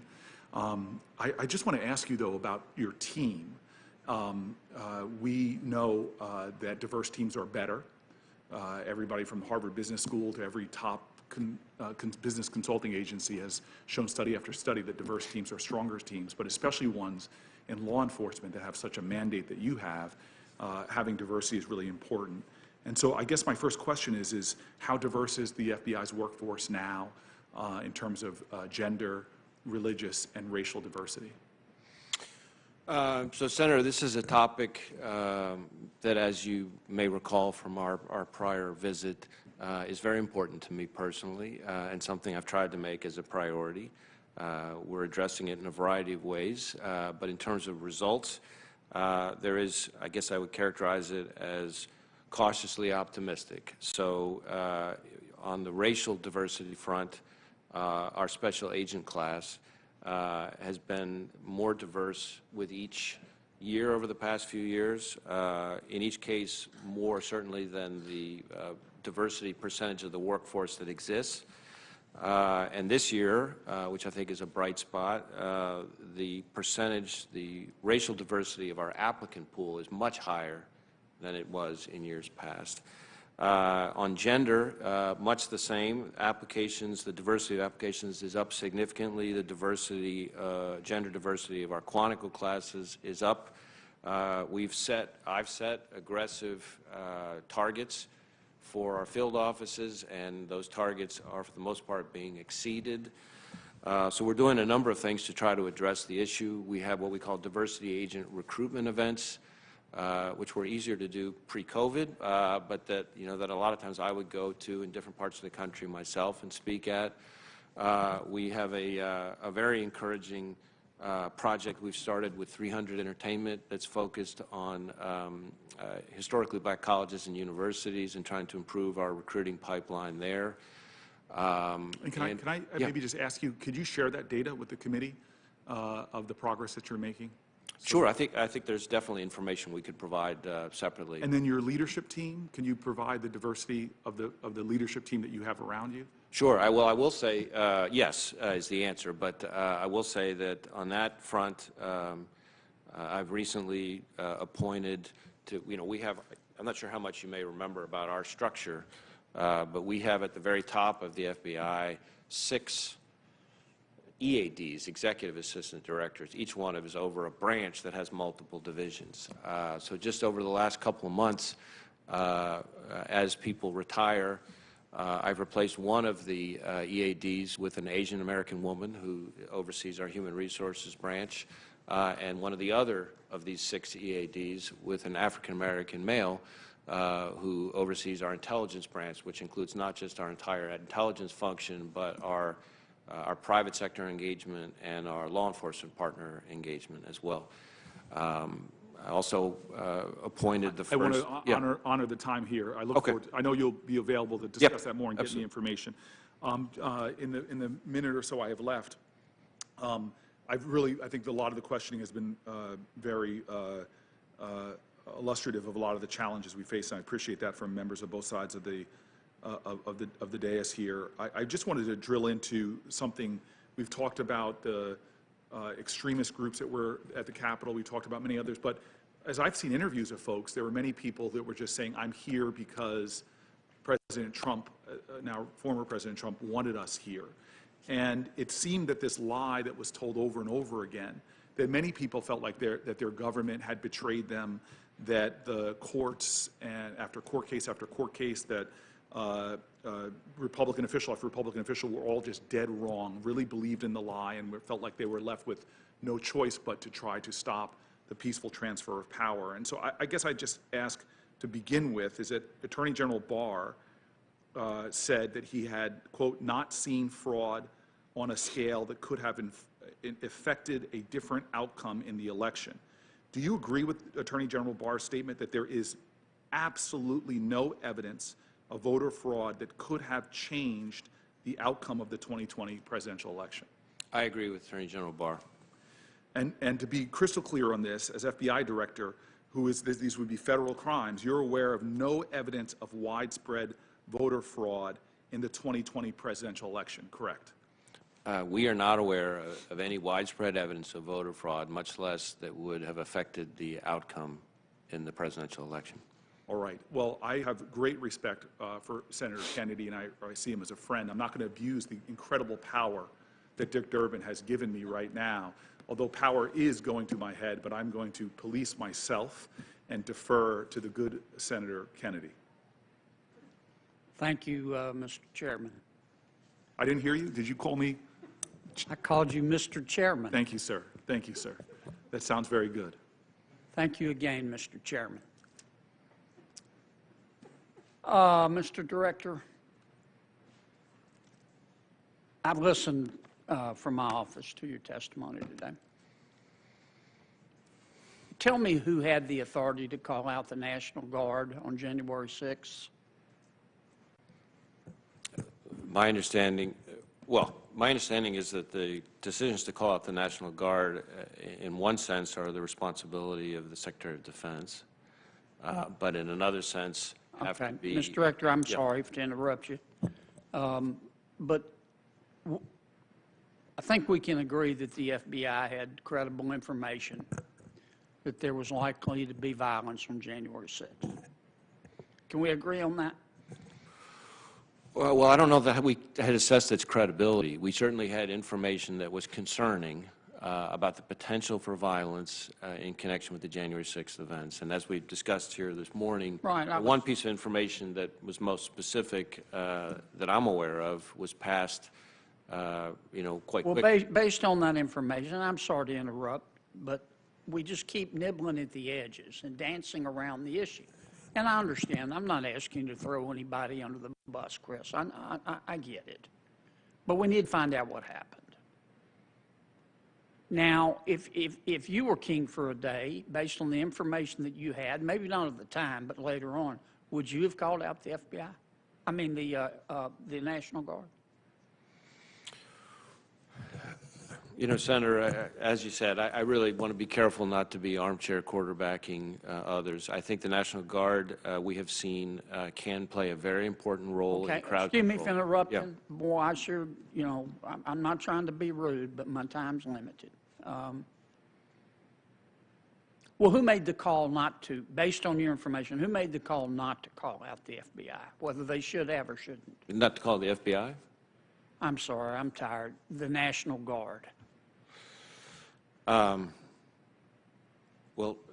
I would defer to others who are more involved in that discussion, but from what I have heard, or what I have read, my understanding is that at one stage of the process, the local government was of the view that it did not need the National Guard's assistance. Who do you mean by the local government? The mayor? Yes. So the mayor didn't call out the National Guard? At the beginning. What do you mean by the beginning? Well, in the day or two leading up to the 6th. Okay. Then, as to exactly how it played out on the 6th itself, I understand, I'm not as sure about. I mean, clearly, our people were overrun by the nut jobs. So we're making progress here, okay? So the mayor or the city government decided not to call out the FBI, the National Guard ahead of time. What about the House Sergeant at Arms? I don't know what role the House Sergeant at Arms played with respect to the National Guard. Okay. How about the Senate Sergeant? Same answer. Okay. How about the Capitol Police, the Chief of Capitol Police? Did the Chief of Capitol Police make the call not to call out the National Guard? I don't know the answer to that. My understanding is that the law enforcement officials here with responsibility over the Capitol, that there were differing views about whether or not the National Guard was appropriate and when at what level, but all I really know on that is what same thing you've seen, in the press coverage of the events. Okay. That's enough on that.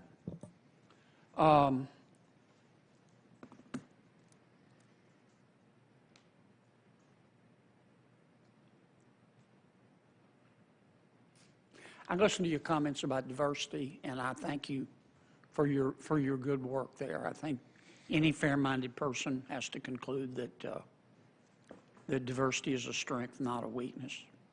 But this subject comes up a lot, and I think it's going to come up a lot again, and that's not a criticism. That's just an observation. Thank you. Do you believe that the FBI is a systemically racist institution? No. Now, having said that, I do believe the FBI needs to be more diverse and more inclusive than it is, and that we need to work a lot harder at that, and we're trying to work a lot harder on that. Do you believe that the FBI is a systemically sexist or misogynistic institution? Again, that's not the way I would describe the FBI that I know and see every day. But again, it's a place where we need to be more diverse and inclusive, and we need to work harder at that. And we are working hard at that, and we've got progress that we still need to make to at least to be satisfactory by my standards. Okay. Fair enough. Mr. Director, have you ever been to Hong Kong? No. Wonderful place, wonderful people. The Chinese Communist Party is destroying it. If Congress passed a bill and said to the good people of Hong Kong who yearn for freedom, come to America. We're going to follow our friends in Britain. Say, come here. You want to get out from under the thumb of the Communist Party, come to America. We welcome you. Do you think the FBI and law enforcement has the ability to screen for spies? One of the criticisms of the proposition I just stated is, well, we would be letting in spies. Do you think, based on your knowledge of security, that we could catch most of the spies? Well, I yield to no one in my faith and confidence in the great work of the men and women of the FBI, but I will tell you that the Chinese counterintelligence threat is the greatest threat, certainly the greatest counterintelligence threat that we face as a country. Right. And the sheer number of what we would refer to as non-traditional collectors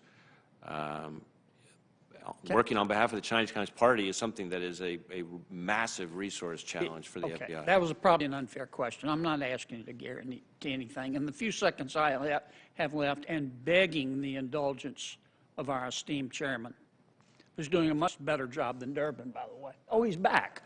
The Horowitz report. Can you tell me how many people you have referred for prosecution at the FBI as a result of the Horowitz report?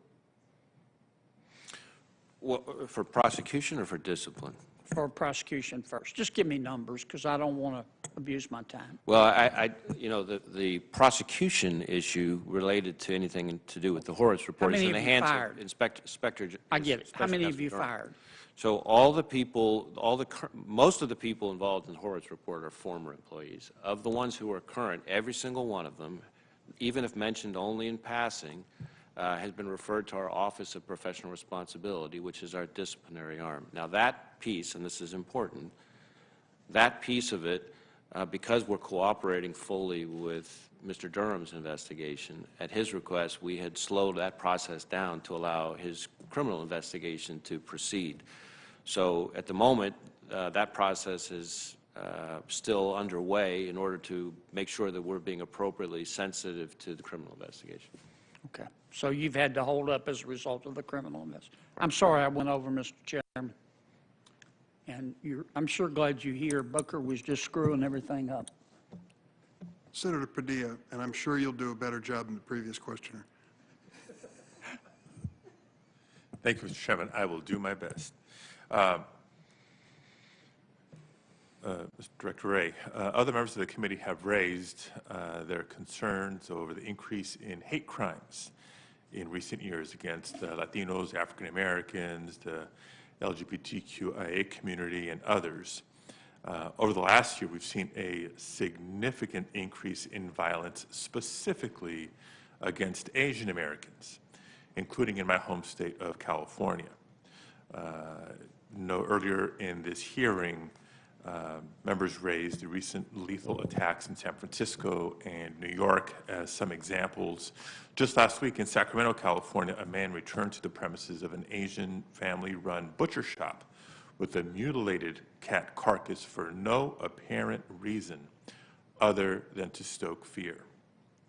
The incident is currently under investigation as a hate crime. It's clear to me that this uptick in violence against Asian Americans is a direct result of racist rhetoric used by political leaders with intentional regard to the coronavirus pandemic, such as when former President Donald Trump has used offensive references to the coronavirus. Indeed, a March 2020 FBI assessment conducted by the FBI's Houston office and distributed to law enforcement across the country, and I'll quote, it predicted a future surge in hate crimes against Asian Americans due to the spread of coronavirus. And I want to quote from that assessment. The FBI makes this assessment based on the assumption that a portion of the U.S. public will associate COVID-19 with China and Asian American populations. So I know Senator Hirono has already raised the topic, but I wanted to ask a couple more specific follow-up questions. To what extent, Director Wray, do you believe the increase in violence against Asian Americans has been influenced by reckless rhetoric concerning the pandemic? 2, what steps is the FBI taking to address the increase in hate crimes against Asian Americans? And 3, part of that, I hope, is an update on how the FBI is proactively working to overcome trust issues in immigrant communities and communities of color. So, Senator, let me try to take all 3 questions in turn. First, I want to be careful as FBI Director not to start to get in the business of kind of weighing in and characterizing rhetoric, because as you know, we focus on the violence, not on the ideology or the motivation. So I would largely on that issue just reaffirm the intelligence assessment that's already been produced through the appropriate channels. On the second 2 questions, in terms of trying to be proactive, a number of things that we're doing. So in addition to our investigations, which we work closely with state and local, in some cases tribal and other federal law enforcement agencies, and that we have some cases we'll be able to bring federal cases, working with our Civil Rights Division counterparts, the prosecutors. In other cases, even if it's going to be a state or local charge, which sometimes may be the best charge available based on the facts, we are trying to provide forensic support, other kinds of expertise and experience to help support the state and local prosecution. We're also trying to do a lot more public outreach, which is both with the community itself, but also with state and local law enforcement. And in some cases, field offices are bringing them together, so it's a group discussion, which I think has a lot of value. We're also providing training, so we're doing a lot of training. We've done hundreds of seminars, workshops for both law enforcement and community groups, religious organizations, so forth, and that includes hate crimes training, not just for the hundreds of special agents at the FBI, but for thousands of police officers.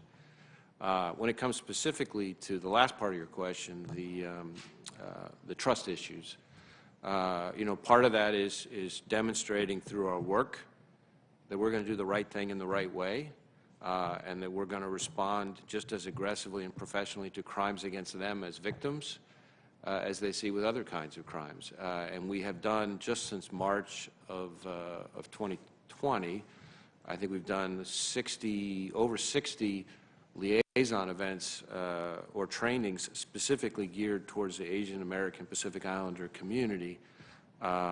And we've also tried to put out intelligence reports like the one you referenced that call out the issue. Great. Well, I think it just yet another example of the value of increased and improved diversity, not just throughout the ranks of the agency, but especially amongst agents and amongst leadership. Now, your examples of collaboration with local law enforcement, actually a great transition to my next question.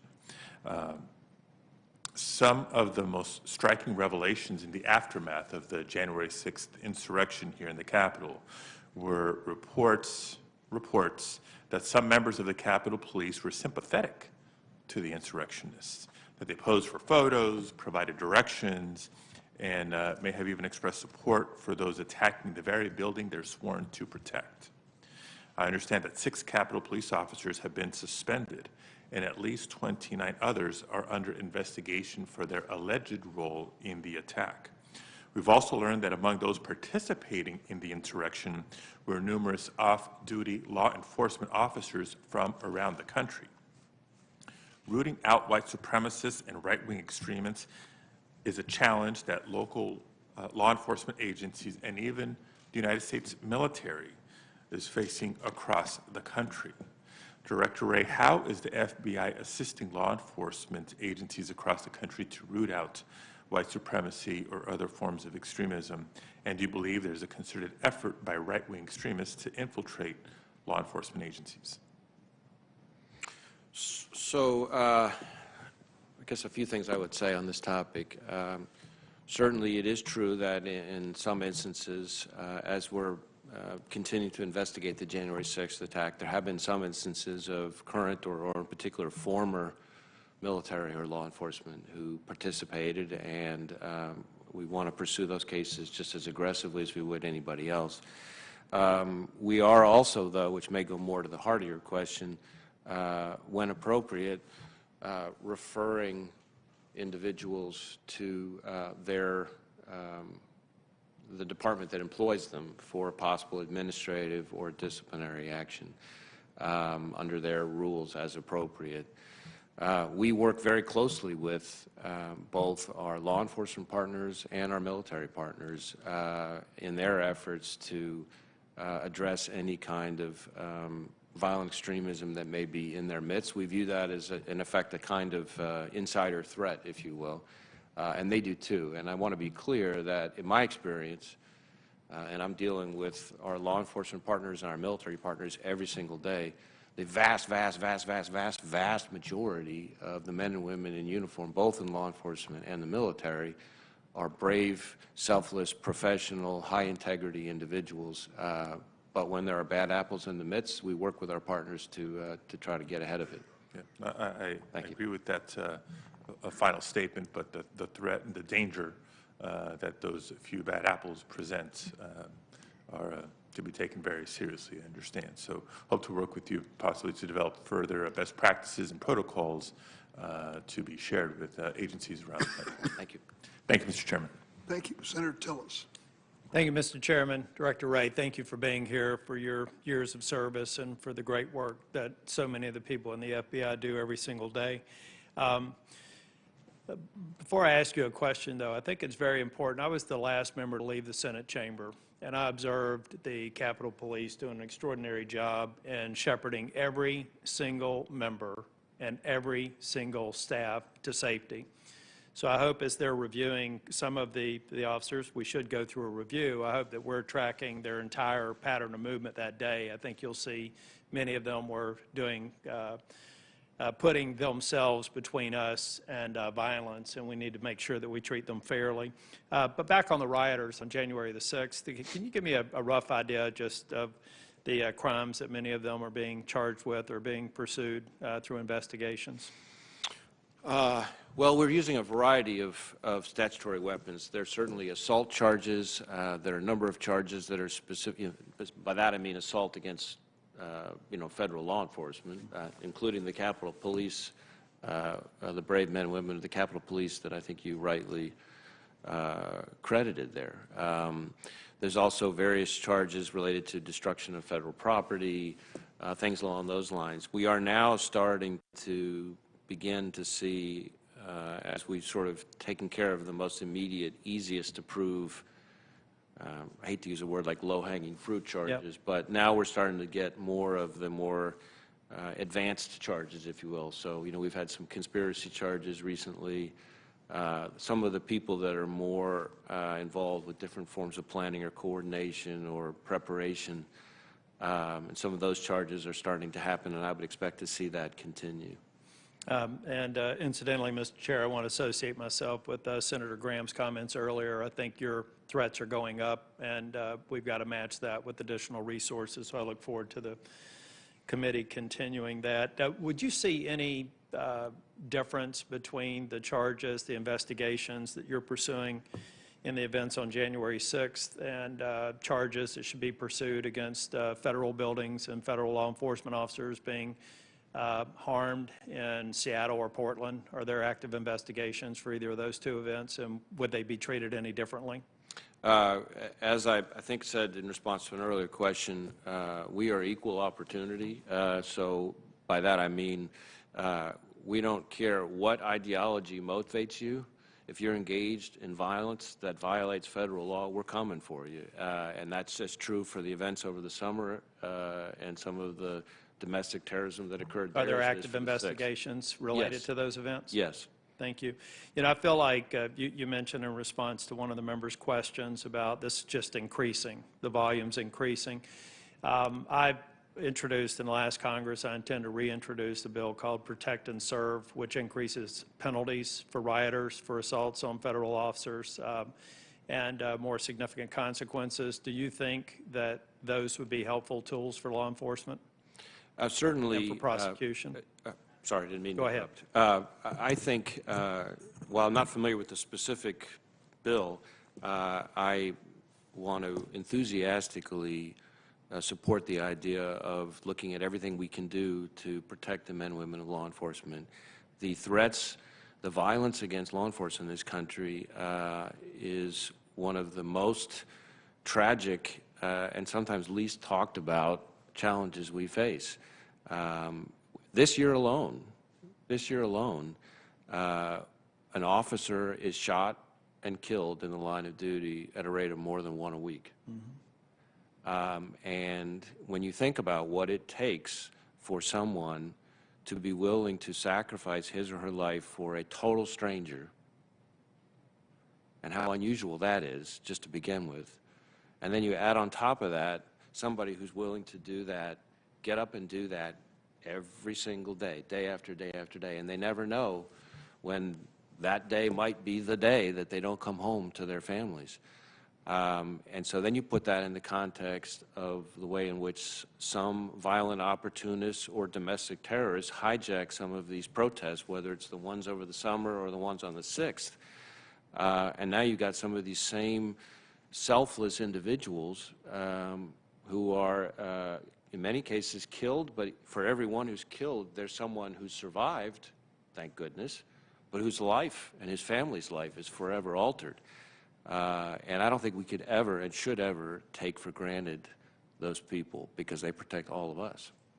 I agree. I'm curious, with all the discussion of defund the police and systemic racism and all law enforcement agencies, some of the dialogue that's out there, have you seen any measurable decrease in the number of people who are trying to apply to come in to the FBI? I know I'm seeing it, and state troopers are telling me their applications for academies are down by over 70%. We see people accelerating their retirements. Do we have any potential threat out there, either within the FBI or for law enforcement in general, of having fewer people willing to get into this profession? So certainly when it comes to state and local law enforcement, because I talk to many of the same chiefs and sheriffs you do, the recruiting challenge is a real concern, and it comes up all the time. That's something we need to be concerned about, and all of these trends that we're talking about will have, I think we run the risk of that, just making that trend worse.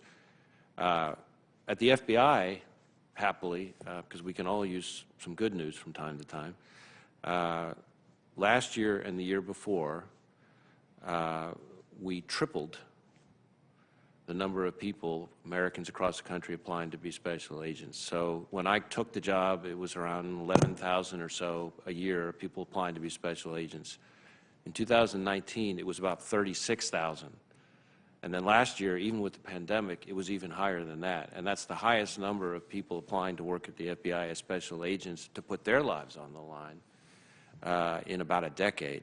So we'd like to think our work is earning people who want to come work for us, and we're grateful for that, and hopefully we can do our part to try to encourage more people, because we can only take so many of them, to pursue law enforcement jobs in other agencies. Well, that is good news. I just wish you all the best of luck in prosecuting every single person that you can that breached the Capitol, and every single person on the grounds who assaulted or threatened a police officer, if there's anything that we can do to help. And I will follow up with the department to get your perspective as to whether or not you think the Protect and Serve Act would be helpful. I think that it will be, but I'd like your professional judgment. Thank you, Senator. Mr. Chair. Appreciate it. Thanks, Senator. Senator Ossoff? Thank you, Mr. Chairman, and Director Wray. Greetings from your home state of Georgia. Thank you. Thank you for your service. There's been a significant increase in shootings and violent crime nationwide over the last 18 months. There were at least 10 people shot in Atlanta, Georgia on Sunday. What does the FBI assess is driving this crime wave? Well, certainly I am following the same trends you are with concern, not just in Atlanta, but in other cities around the country. I'm not sure there's any single factor that's driving it. I think it's a variety of things. We are seeing, some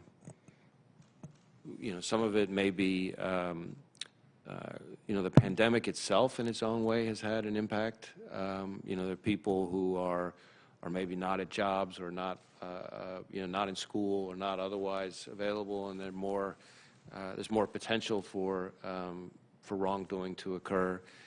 We've talked about some of the challenges with local police departments and some of the issues there in terms of their recruiting and staffing. A lot of them are understaffed in addition to the recruiting challenge, so that's a problem. So there are a variety of drivers that we think contribute to it, but the violent crime problem over the last year in particular, 2020, is something that is a great concern and that we are very warily keeping our eye on. It doesn't get the same kind of headlines as some of the other threats we've talked about today, but as your question, I think quite rightly implies, it's a subject that's near and dear to the hearts of all the people we know back home. Yeah, well, with that many shootings in Atlanta on Sunday alone, this increase in violent crime is of grave concern to Georgians and people across the country. Will you work with this committee and my office to try to refine that assessment of the drivers of this violent crime wave? We'd be pleased to do that. I commend you for your interest in the violent crime problem back in our home state. Appreciate that, Director Wray. Next week will be the first anniversary of the shooting death of Breonna Taylor, a young woman who died when police officers in Louisville, Kentucky entered her home with a battering ram executing a no-knock search warrant connected to a narcotics investigation. Ms. Taylor was not the subject of that warrant. There's obviously been deepening and grave concern about equal justice, due process, the extent of brutality, harassment, discrimination faced by black Americans in the criminal justice system growing over the last year, given incidents such as this one. Without commenting on the specifics of the late Ms. Taylor's case, is the FBI prioritizing investigations of cases involving color of law violations under 18 U.S.C. 242, and what resources have you instructed your field offices to commit to those investigations? So as you say, I can't discuss the Taylor case specifically. We have an ongoing federal investigation there. But we are definitely trying to push forward on color of law cases. We do that through our Civil Rights Division within our Criminal Investigative Division. We are, in addition to the investigations we're pursuing, and we have quite a number around the country, we are also trying to contribute by doing different forms of training and outreach to state and local police departments so they understand better kind of where the lines are and where we fit into it. So that's a part of it as well. We're also trying to contribute to the situation by encouraging better reporting. We've had a lot of conversations this morning in other contexts about statistics and reporting. And when it comes to use of force, we are trying to build out a use of force database that involves use of force by police departments, law enforcement agencies around the country. It's voluntary. We can't mandate all these local police departments to provide the information, but we are doing a lot to encourage them to submit their data. And my pitch to them has been, we're going to be talking about these issues no matter what, And we should all want the conversations to be based on the actual facts and the actual data, as opposed to what some random person thinks the facts or data are. And so we're out now reached one of the thresholds where we can start doing some of the reporting related to this effort. We need to get to a certain threshold statistically. I think it's like 80% or something of police departments before the data is considered statistically reliable. But so investigations, training and outreach, more complete statistical reporting on use of force. Thank you, Director Wray, and I know the committee is considering legislation to make that data more available to you from local agencies. And will you provide to the committee and to my office an accounting of the FBI's investigations over the last 2 years, color of law violations, Title 18 U.S.C. 242? Happy to see if we can provide you some more information on that. Okay, look forward to that. Thanks. Director Wray, is the recently revealed SolarWinds breach, a major cybersecurity breach, a failure, a counterintelligence failure by the U.S. government? I don't know that I would describe it that way. Certainly the SolarWinds intrusion is something that reflects a trend that we've been calling out for some time, but it takes it to the next level. So for years we've been warning of both China and Russia in efforts to inject malware and to undermine our trust in software that organizations all rely on. We've also called out the intrusions into managed service providers, which allow our adversaries to reach a far greater number of networks through sort of single entry points. The SolarWinds intrusion essentially takes this to the next level, purposely infecting a product that's widely used to manage networks. And so the scope, the scale, the somewhat indiscriminate nature of the intrusion is something we take very seriously with our partners. But Director Wray, my time being limited, if I might, surely for malware to be embedded on sensitive U.S. networks at that scale and without detection for that duration must constitute a counterintelligence failure.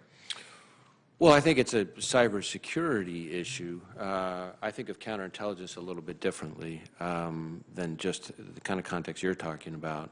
But as I said, in some ways it's analogous to what I said about some of the earlier threats.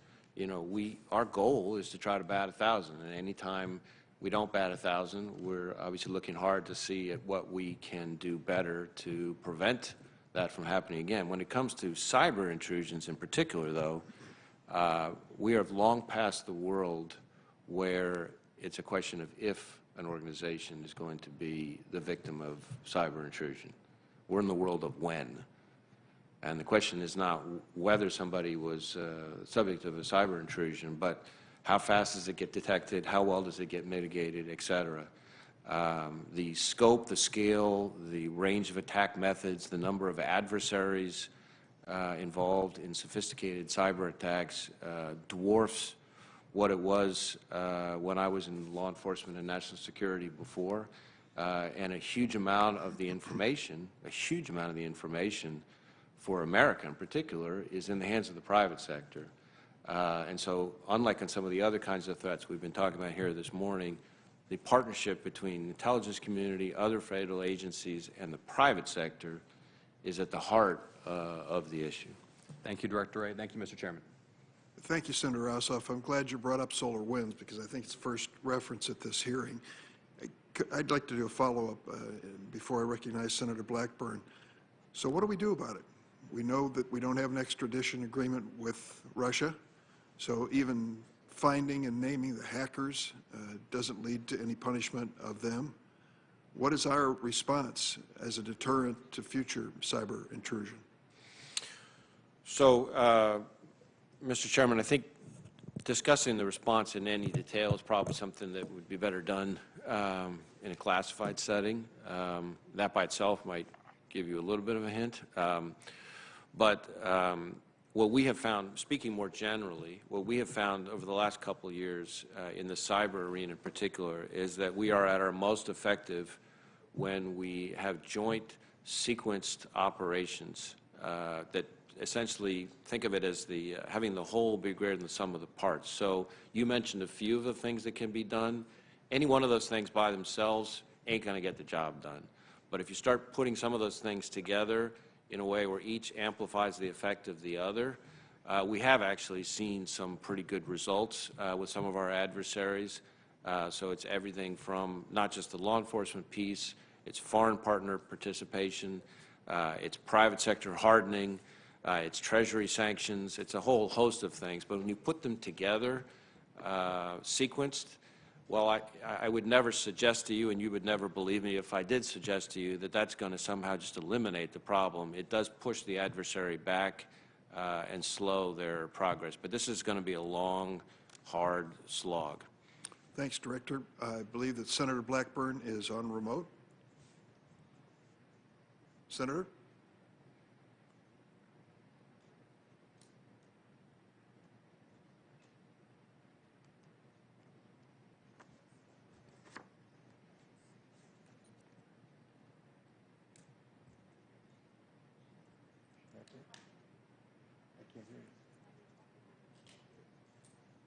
Technical difficulties. I want to, she's waited patiently, so I'll give her another minute. See if that helps. Yes, Mr. Chairman, I'm here. Okay, Senator, you have the floor. Oh, thank you, sir. I appreciate that. And yes, I think I don't have enough bandwidth. Something's wrong with the video transmission. We'll just go with audio. And to the chairman's follow-up, Director Wray, I would just like to add, I think it would be excellent, and Mr. Chairman, I would offer to you, is we're looking at what is happening with cryptocurrencies and with the growth in that marketplace, and how this currency could be used when it comes to cyber crimes and to terrorism. I think a briefing from you all on what you are tracking and what you're seeing would be very helpful to us.